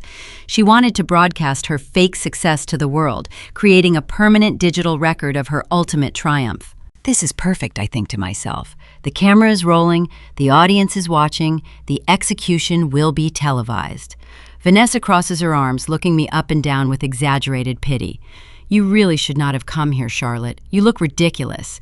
This is a celebration for people who actually build things, not people who tear their own family apart out of sheer jealousy." Beatrice seizes the momentum. She pivots toward her board members, raising her voice to address the silent, captivated ballroom. "I apologize for this unfortunate interruption," my mother declares, her tone dripping with manufactured sorrow. "As many of you know, my eldest daughter has struggled severely with professional jealousy and mental instability. She actively tried to steal her sister's rightful inheritance. She attempted to sabotage Julian's promising new business venture. We have tried for years to help her to bring her back into the fold, but some people simply refuse to be saved. We had to cut ties to protect our foundation." The murmurs in the crowd grow louder. Women shake their heads in sympathy for poor Beatrice. Men glare at me, judging the disgraced liquidator who supposedly tried to bankrupt her own flesh and blood. The narrative is fully established. I am the villain, and they are the tragic victims of my relentless greed. The videographer circles us, the camera lens focused tightly on my face, capturing every second of my public shaming. "Security is coming," Beatrice states, turning her cold eyes back to me. "You are going to turn around, walk out those heavy double doors, and you are never going to show your face in this city again. You are finished, Charlotte." I do not argue. I do not raise my voice in a desperate attempt to clear my name. Arguing implies a defensive position. Arguing implies they have power over me. I strip their power away by utilizing the singular, most terrifying weapon a woman can wield in a room full of screaming egos. I give them total, suffocating quiet. I stand perfectly upright in my crimson gown, and I say absolutely nothing. I stare directly into my mother's eyes with a look of calm, analytical detachment. The seconds tick by. The silence stretches, expanding outward from the center of the ballroom, like a heavy, invisible shockwave. Beatrice expects me to scream. She expects me to cry. She expects me to run away in shame. My refusal to react short-circuits her entire aggressive strategy. The murmuring in the crowd slowly dies down, smothered by the intense, bizarre tension radiating from our standoff. The atmosphere becomes razor-sharp, heavy enough to physically slice the skin. No one moves. No one breathes. To my left, a uniformed waiter holding a bottle of expensive champagne pauses mid-pour, the golden liquid freezing in the neck of the glass bottle. The entire elite society of Scottsdale is completely paralyzed by a woman refusing to break. Vanessa shifts her weight nervously, her smug smile faltering. Julian clears his throat suddenly, looking uncomfortable in his expensive new tuxedo. The videographer steps closer, the camera lens zooming in, capturing the exact moment the power dynamic violently shifts. Beatrice opens her mouth to speak again, to issue another loud command, but the words die in her throat. She sees something in my eyes she has never seen before. She sees the total absence of fear. I slowly reach down and unclasp the gold latch on my sleek black designer clutch. The sharp metallic click echoes loudly in the hushed room. This is the moment I strip the dry rot from the foundation. This is the moment I pull back the pristine wallpaper and expose the festering termites eating away at the core of their glittering empire. I am not going to defeat them in a quiet courtroom. I am going to destroy them right here under the crystal chandeliers, in front of the very society they worship, while a camera broadcasts their execution to the entire world. I slide my hand inside the soft silk lining of the small bag, my fingers curling around the cold edges of a folded document. With hundreds of eyes burning into my skin and the red recording light blinking steadily, what is the exact first weapon Charlotte will draw from her clutch to shatter the illusion of the Williams family forever. My hand emerges from the dark silk lining of my designer bag. I do not produce a handgun or a serrated blade. I hold a dense stack of coarse legal paper, bound by a thick brass clip. The documents are the authenticated promissory notes I purchased directly from the Nevada Holding Company. I ignore my mother completely. Her furious demands for private security fade into meaningless background noise. I walk directly past her pristine white suit, closing the physical distance between myself and my brother-in-law. The weighted scarlet fabric of my gown sweeps across the polished marble, a stark visual contrast to the muted pastel colors of the frightened onlookers. Julian attempts to maintain his smug posture, but his eyes dart nervously toward the paperwork in my hand. He recognizes the distinct watermark of the lending agency pressed into the top page. Julian has always been a parasite, masquerading as a financial prodigy. He cultivated his arrogant persona during his undergraduate years at a prestigious Eastern university. He utilized his handsome features and impeccably tailored clothing to mask a severe psychological compulsion. What began with underground poker games in fraternity basements rapidly escalated into disastrous sports betting syndicates. He never built a single legitimate enterprise. He merely drained the resources of everyone foolish enough to believe his elaborate lies. He viewed Vanessa not as a romantic partner, but as a wealthy, vulnerable mark. I stop inches away from his chest. The hired videographer circles closer, the red recording light, capturing the cold sweat rapidly forming on Julian's forehead. I project my voice, ensuring the harsh acoustic tone carries across the silent, opulent space. "I am your primary creditor," I announce firmly. "I purchased your toxic offshore debt 48 hours ago. You owe me $630,000, and the full principal balance is due immediately." The collective gasp from the surrounding crowd is profoundly audible. I turn slightly, addressing the captivated audience of wealthy investors, local politicians, and prominent socialites. "Julian is not a brilliant entrepreneur," I declare, my voice steady and unyielding. "He is a degenerate gambler who lost a colossal fortune to violent underground syndicates. He leveraged his wife's assets to cover his catastrophic losses, bringing dangerous enforcers directly to his own front door. He is a walking financial contagion, and he has infected this whole pristine family." Vanessa shoves her way forward, her pale gold dress shimmering under the bright crystal chandeliers. Her face is twisted into a mask of pure panic and indignant rage. "You are a liar," my sister shrieks, her voice cracking with raw desperation. She points a manicured finger at my chest, completely forgetting her polished society persona. "You are just trying to ruin our tremendous success out of sheer bitter jealousy. We do not owe you a single penny. We have the capital to pay off those lenders right now. We secured a substantial commercial bridge loan this morning. The cash is already transferring into our accounts." I smile. It is a slow, terrifying expression that causes the color to rapidly drain from Vanessa's flushed cheeks. She just handed me the exact confession I needed on a live broadcast. My carefully deployed red herring worked flawlessly. She was so eager to prove her financial dominance and protect her fragile ego that she publicly admitted to initiating the banking transaction. She walked blindly into the snare, securing the steel door behind her own back. I reach back into my sleek clutch and retrieve the second weapon. It is a single sheet of crisp white paper. It is the forensic copy of the forged commercial loan application Declan intercepted from the Nevada underwriting server. I hold the document up high, displaying my flawlessly counterfeited signature, sitting directly next to the raised brass seal of Arthur Sterling. The dark ink stands out violently against the pale background. "You secured that money by stealing my identity," I state, my words dropping like falling stones into the stagnant air of the ballroom. You forged my signature on a commercial application. You bribed a corrupt local notary to authenticate a total fabrication. You utilized our mother's vast social influence to force a terrified bank manager to authorize a staggering payout against a property you do not even own. You built an illusion on a foundation of unmitigated fraud.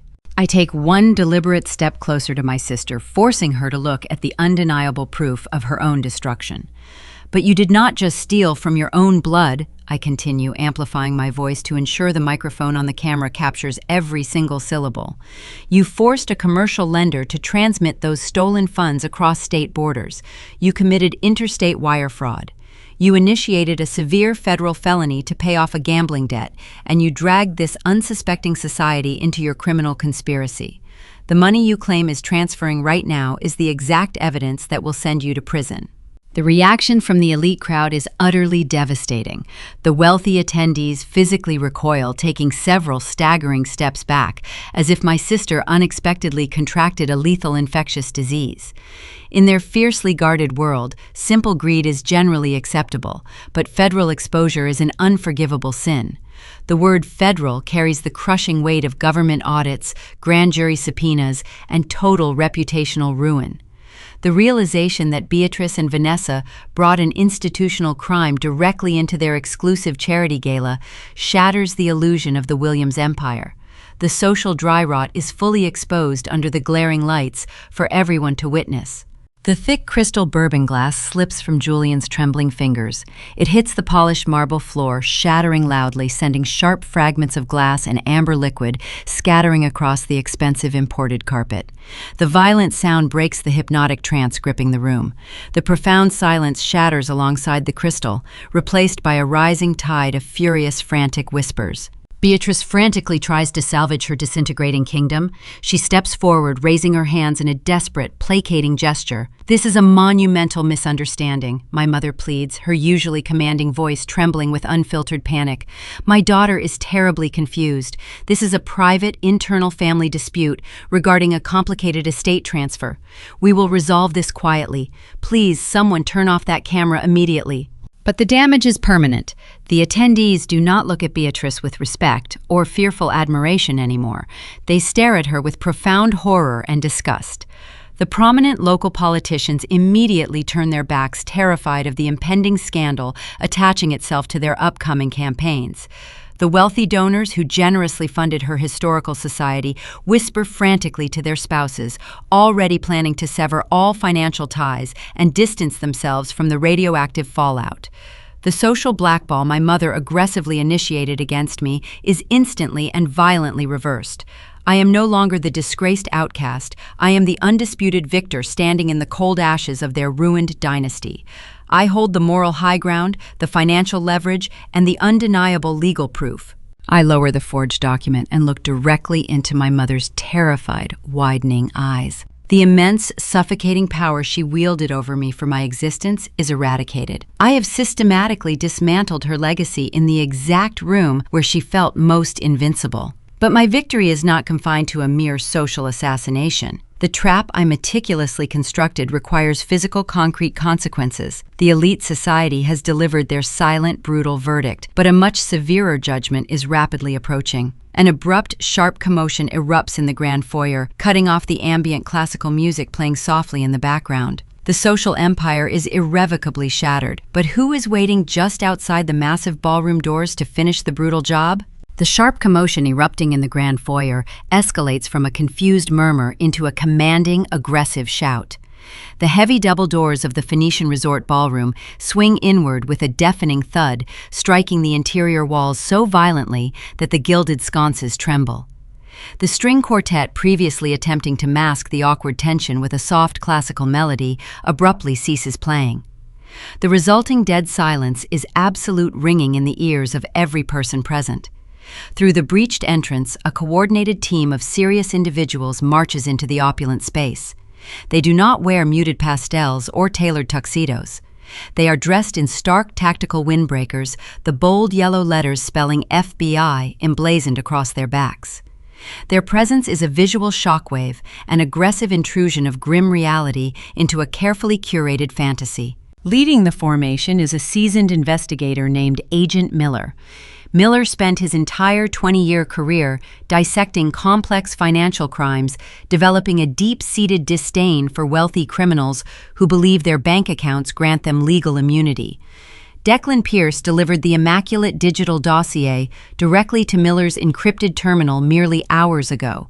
That comprehensive file contained the forged signature, the corrupt notary seal, and the undeniable routing data proving an illegal interstate transfer. Miller did not need a lengthy preliminary inquiry. He possessed a fully documented felony wrapped with a metaphorical bow. He moves through the parted sea of terrified onlookers with purposeful, terrifying momentum, his gaze locked entirely on his two primary targets. Vanessa and Julian freeze, their expressions morphing from indignant rage to sheer primal terror. The federal personnel surround them instantly, forming a tight, impenetrable ring. Agent Miller steps forward, his voice projecting with practiced authoritarian clarity over the paralyzed audience. He does not whisper, he announces the specific legal violations allowed for the entire society to hear. Conspiracy to commit wire fraud, aggravated identity theft, interstate financial deception. Each charge lands like a physical blow against my sister's fragile ego. Julian attempts a pathetic defensive maneuver. He takes a half step backward, his eyes darting frantically toward the service exits, calculating an impossible escape route. A burly operative immediately clamps a heavy hand onto his shoulder, pinning him firmly in place. The undeniable metallic clicking of heavy steel handcuffs being retrieved from tactical belts echoes through the silent chamber. My sister built her entire existence around cultivating a flawless digital persona. Vanessa spent decades curating an image of effortless superiority, utilizing social media to broadcast her unearned luxury to millions of envious followers. She measured her intrinsic worth by the quantity of virtual validation she received. Now that exact digital obsession becomes her ultimate undoing. The hired videographer, terrified by the sudden raid, forgets to power down his equipment. The red recording light continues blinking steadily. The professional camera lens captures every humiliating second of the arrest, streaming the catastrophic downfall live to a massive captive audience. An officer forcefully grabs Vanessa's wrists, pulling her arms behind her back. The cold steel cuffs bite viciously into her delicate skin, contrasting sharply with the expensive gold-sequined fabric of her designer gown. The sheer physical reality of the restraint finally breaks her psychological barrier. She begins sobbing hysterically, her carefully applied makeup running down her face in dark, ugly streaks. She begs the operatives to stop screaming that this must be a terrible mistake, insisting she belongs to a prominent local family. The investigators ignore her frantic pleas, their expressions remaining completely stoic as they secure the locking mechanisms. Witnessing her golden child being physically detained, Beatrice snaps out of her shocked paralysis. My mother surges forward, her white suit flashing under the crystal light fixtures. She screams loudly for immediate legal counsel, demanding someone contact her personal attorneys. She turns frantically toward the VIP terrace, ordering her wealthy peers to intervene, expecting the powerful politicians and affluent donors to shield her from law enforcement. The resulting betrayal is instantaneous and profoundly brutal. The elite society members do not rush to her defense. Instead, they actively step back, physically distancing themselves from the radioactive matriarch. The prominent senators stare at the floor. The wealthy benefactors suddenly find the ceiling architecture fascinating. In their ruthless social hierarchy, association with a federal indictment is social suicide. They abandon her without a single moment of hesitation. Beatrice stands completely alone in the center of her ruined empire, her desperate commands echoing uselessly against the cold marble pillars. Officers begin dragging Julian toward the main exit, his expensive shoes scuffing against the polished stone floor. Another operative guides a weeping, broken Vanessa right behind him. The reality of their impending incarceration settles heavily over the gathering. With her children forcibly removed from the premises, Beatrice turns her remaining venom entirely on me. Her face contorts into an ugly mask of unadulterated hatred. She closes the distance between us, pointing a shaking finger directly at my face. She threatens to sue me into absolute oblivion. She promises to liquidate every asset she possesses, to hire a fleet of ruthless litigators. She vows to spend the rest of her natural life ensuring I rot in a miserable gutter, declaring me entirely dead to her bloodline. I do not flinch. I do not step away from her toxic fury. Instead, I lean in closely, invading her personal space, forcing her to look into the calm, calculating eyes of the daughter she continuously underestimated. The final piece of the trap requires absolute precision. I remind her of a specific financial maneuver she executed 3 years ago. When Julian first began hemorrhaging cash to his underground syndicates, his traditional credit lines evaporated. To maintain the illusion of his fictional business success, Beatrice secretly co-signed a massive blanket line of credit to keep him afloat. She utilized her sprawling estate as the primary collateral, arrogantly assuming her son-in-law would eventually generate a legitimate profit. She forgot that a blanket guarantor document legally binds the cosigner to all subsequent associated obligations. My voice drops to a lethal, icy whisper audible only to her ears.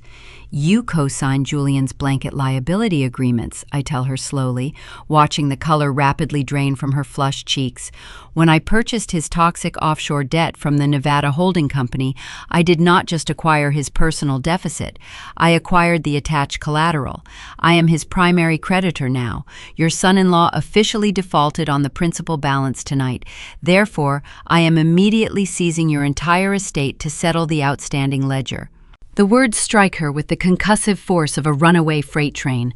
The arrogant matriarch who viciously told me to get out of her pristine mansion suddenly comprehends the fatal magnitude of her own arrogance. She is completely legally bankrupt. Every single dollar, every piece of real estate, every valuable asset she holds dear now belongs entirely to me. The very financial system she consistently weaponized to oppress and control me has become an inescapable iron cage, locking her inside a permanent state of destitution. She opens her mouth to speak, to deny the catastrophic reality, but her vocal cords completely fail. Her knees buckle slightly, her perfect posture crumbling under the immense, crushing weight of total defeat. The Grand Charity Gala continues in stunned silence around us, the guests witnessing the absolute dismantling of the most powerful woman in their exclusive circle. I stand, victorious, amidst the wreckage of my abusive lineage, holding the undisputed title to their entire legacy.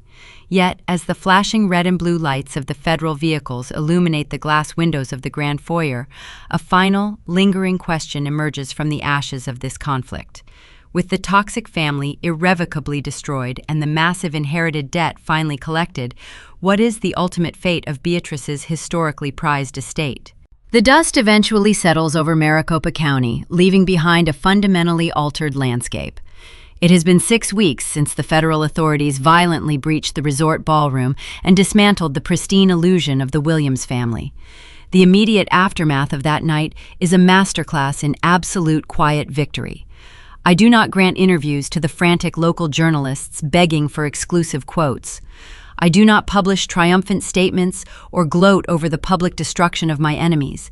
I simply step back and allow the brutal, uncompromising machinery of the justice system to process the remaining debris. Vanessa and Julian are currently confined to a small leased apartment in the heavily industrialized sector of the city. Their passports have been confiscated, and their daily movements are strictly limited by the heavy black GPS monitors strapped securely around their ankles. Every single bank account they possessed is permanently frozen by government mandate. They are awaiting federal sentencing with absolutely no hope of a high society bailout. The grand affluent illusion they spent decades meticulously building collapsed overnight, leaving them trapped in a mundane, terrifying reality. They will inevitably serve years in a federal penitentiary. The financial cage they attempted to build for me became their permanent residence. The most profound shift, however, occurs entirely outside the cold walls of the courtroom. Beatrice is a ghost haunting the wreckage of her own ruined life. The vicious social exile she originally orchestrated against me rebounded with a lethal terminal velocity. The Historical Preservation Society immediately held an emergency vote and revoked her prestigious board membership. Her wealthy friends refused to answer her phone calls, terrified of the radioactive federal scandal attached to her name. The exclusive country club quietly terminated her elite status. But her unprecedented social death is merely the prelude to her complete financial execution. Because my mother arrogantly co-signed Julian's sprawling toxic debt, she legally owes me the entire principal balance. To avoid a brutal, drawn-out bankruptcy trial that would publicly expose every hidden corrupt secret she ever buried, she reluctantly agreed to a total, unconditional surrender. We meet for the final time in the sterile, fluorescent-lit conference room of a neutral downtown law firm. The visual transformation of the matriarch is staggering. My mother looks a full decade older. The blinding white designer suits and the imported pearl necklaces are completely gone, replaced by a drab, oversized gray sweater. She does not look at me when I enter the room. She does not speak a single word of defiance or hurl any bitter insults.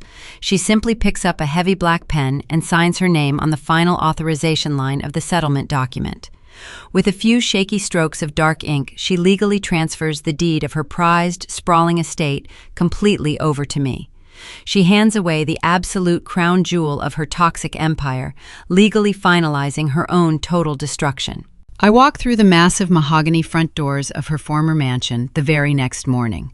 The stagnant air inside smells heavily of expensive floral perfume and stale, lingering desperation. It is a sprawling monument to shallow vanity, filled from floor to ceiling with imported Italian marble crystal chandeliers and centuries-old European antiques.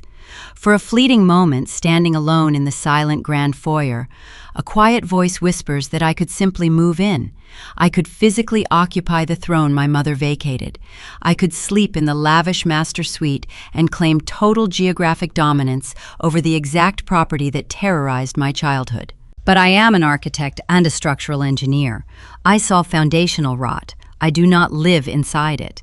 Moving into this opulent house would mean willingly absorbing the very poison I just spent weeks painstakingly extracting from my veins. Instead, I hire a premier estate liquidation team. I stand on the marble staircase and watch a small army of workers carry out the heavy velvet sofas, the priceless oil paintings, and the custom mahogany dining tables. I sell every single valuable item, converting the hoarded antique furniture into a massive injection of liquid capital.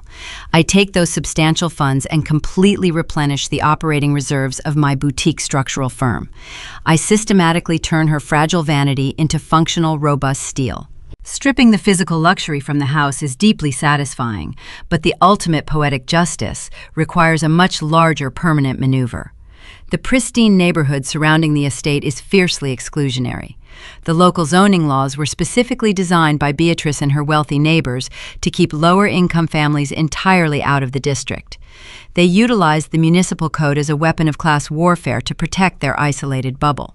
I possess the capital, the legal deed, and a newly forged alliance with the progressive city planners who always despise the conservative preservation board. I draft a comprehensive petition to rezone the sprawling multi-acre property.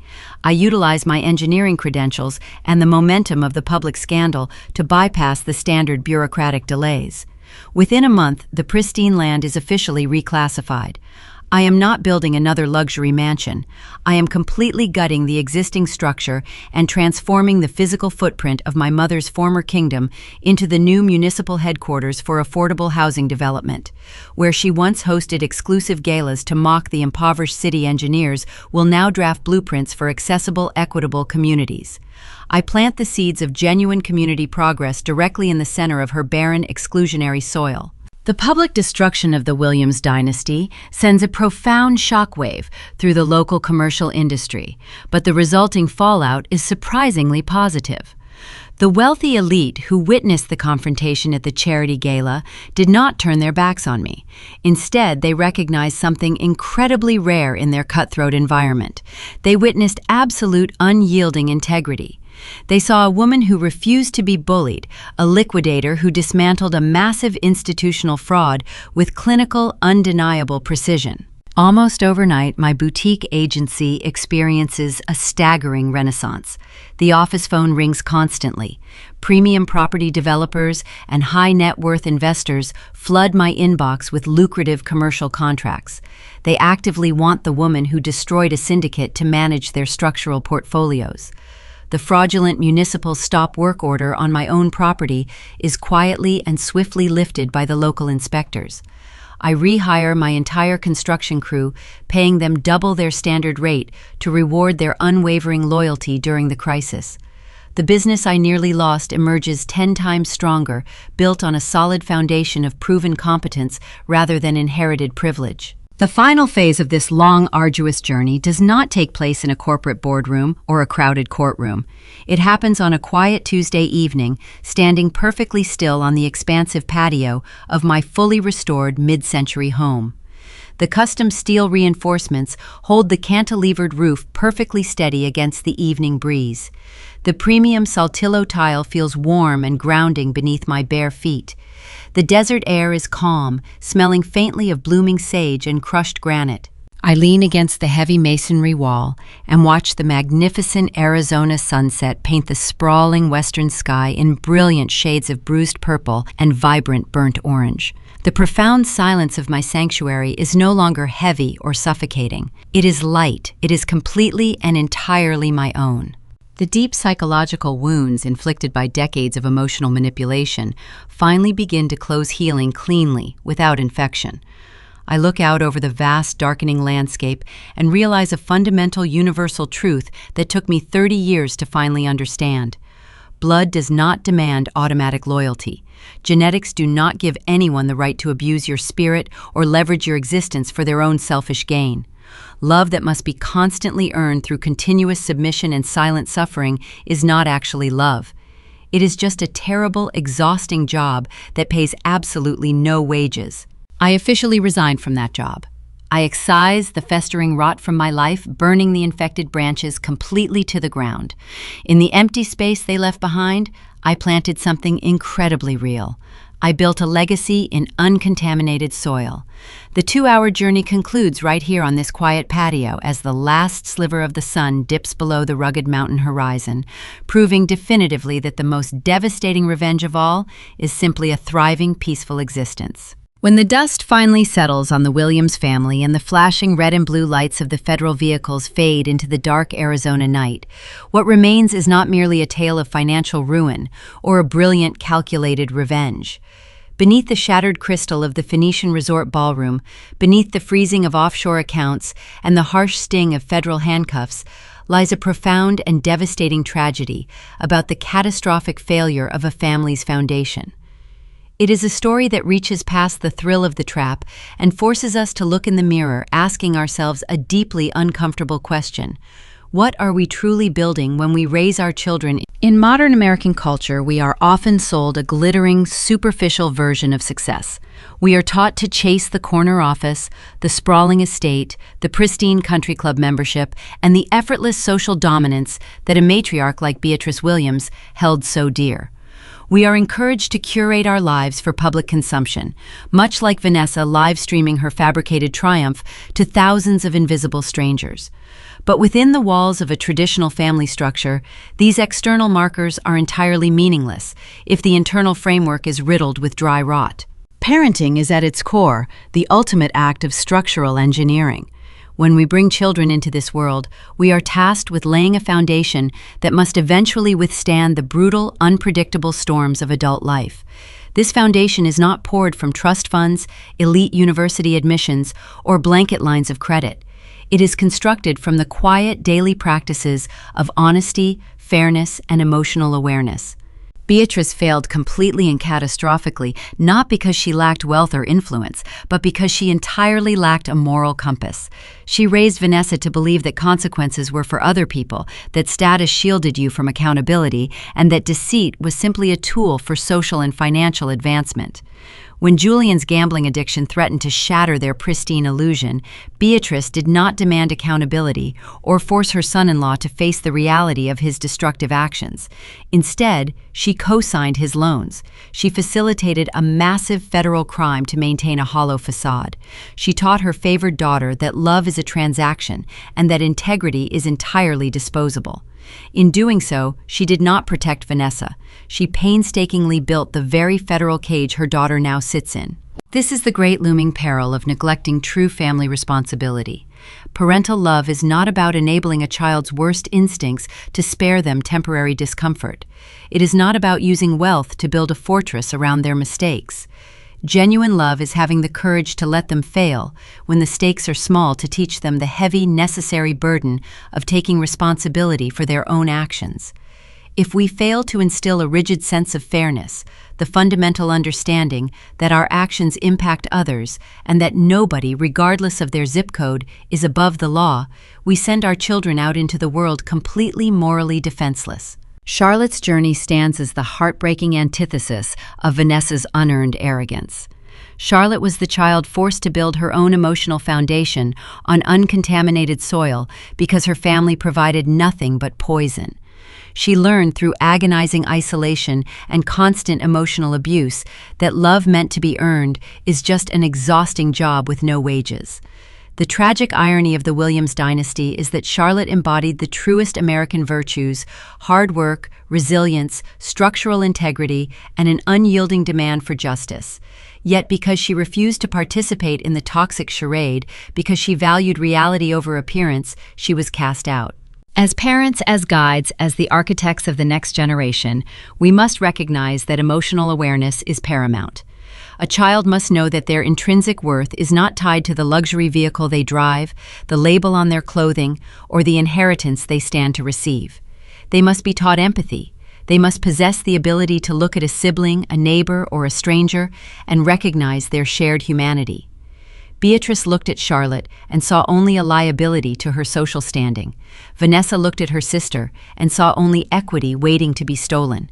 Because they lacked emotional awareness, they ultimately lost their humanity, treating their own blood as nothing more than collateral. When we reflect on the spectacular public collapse of this glittering empire, it serves as a stark, unforgiving warning about the long-term guidance we provide to our youth.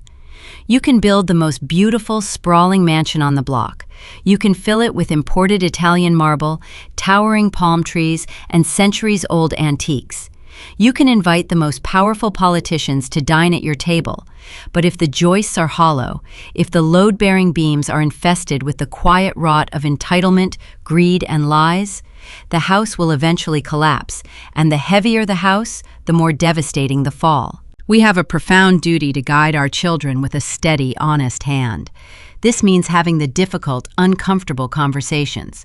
It means prioritizing character over comfort. It means looking at our own reflections and ensuring we are modeling the exact integrity, kindness, and fairness we demand from them. Charlotte survived the collapse of her family because she forged herself out of unyielding steel. But no child should ever have to forge their own armor just to survive the people who were supposed to protect them.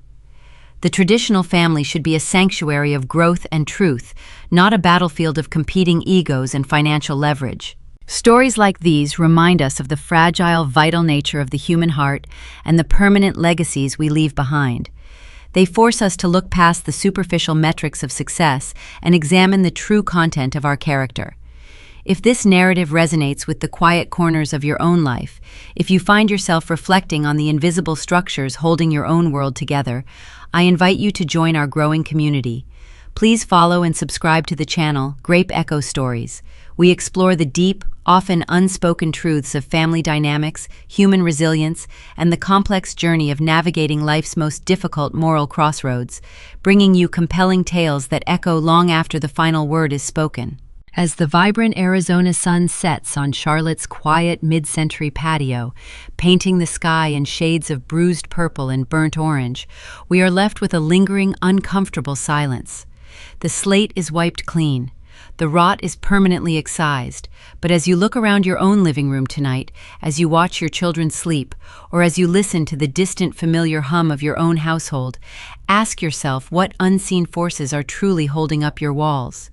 Are they built on the quiet, unyielding strength of truth, fairness, and unconditional love? Or is there a hidden fracture, a quiet moral compromise you made years ago, slowly branching out in the dark? We all live in the houses we build. The ultimate question remains: when the storm finally breaks against your windows, will your foundation hold?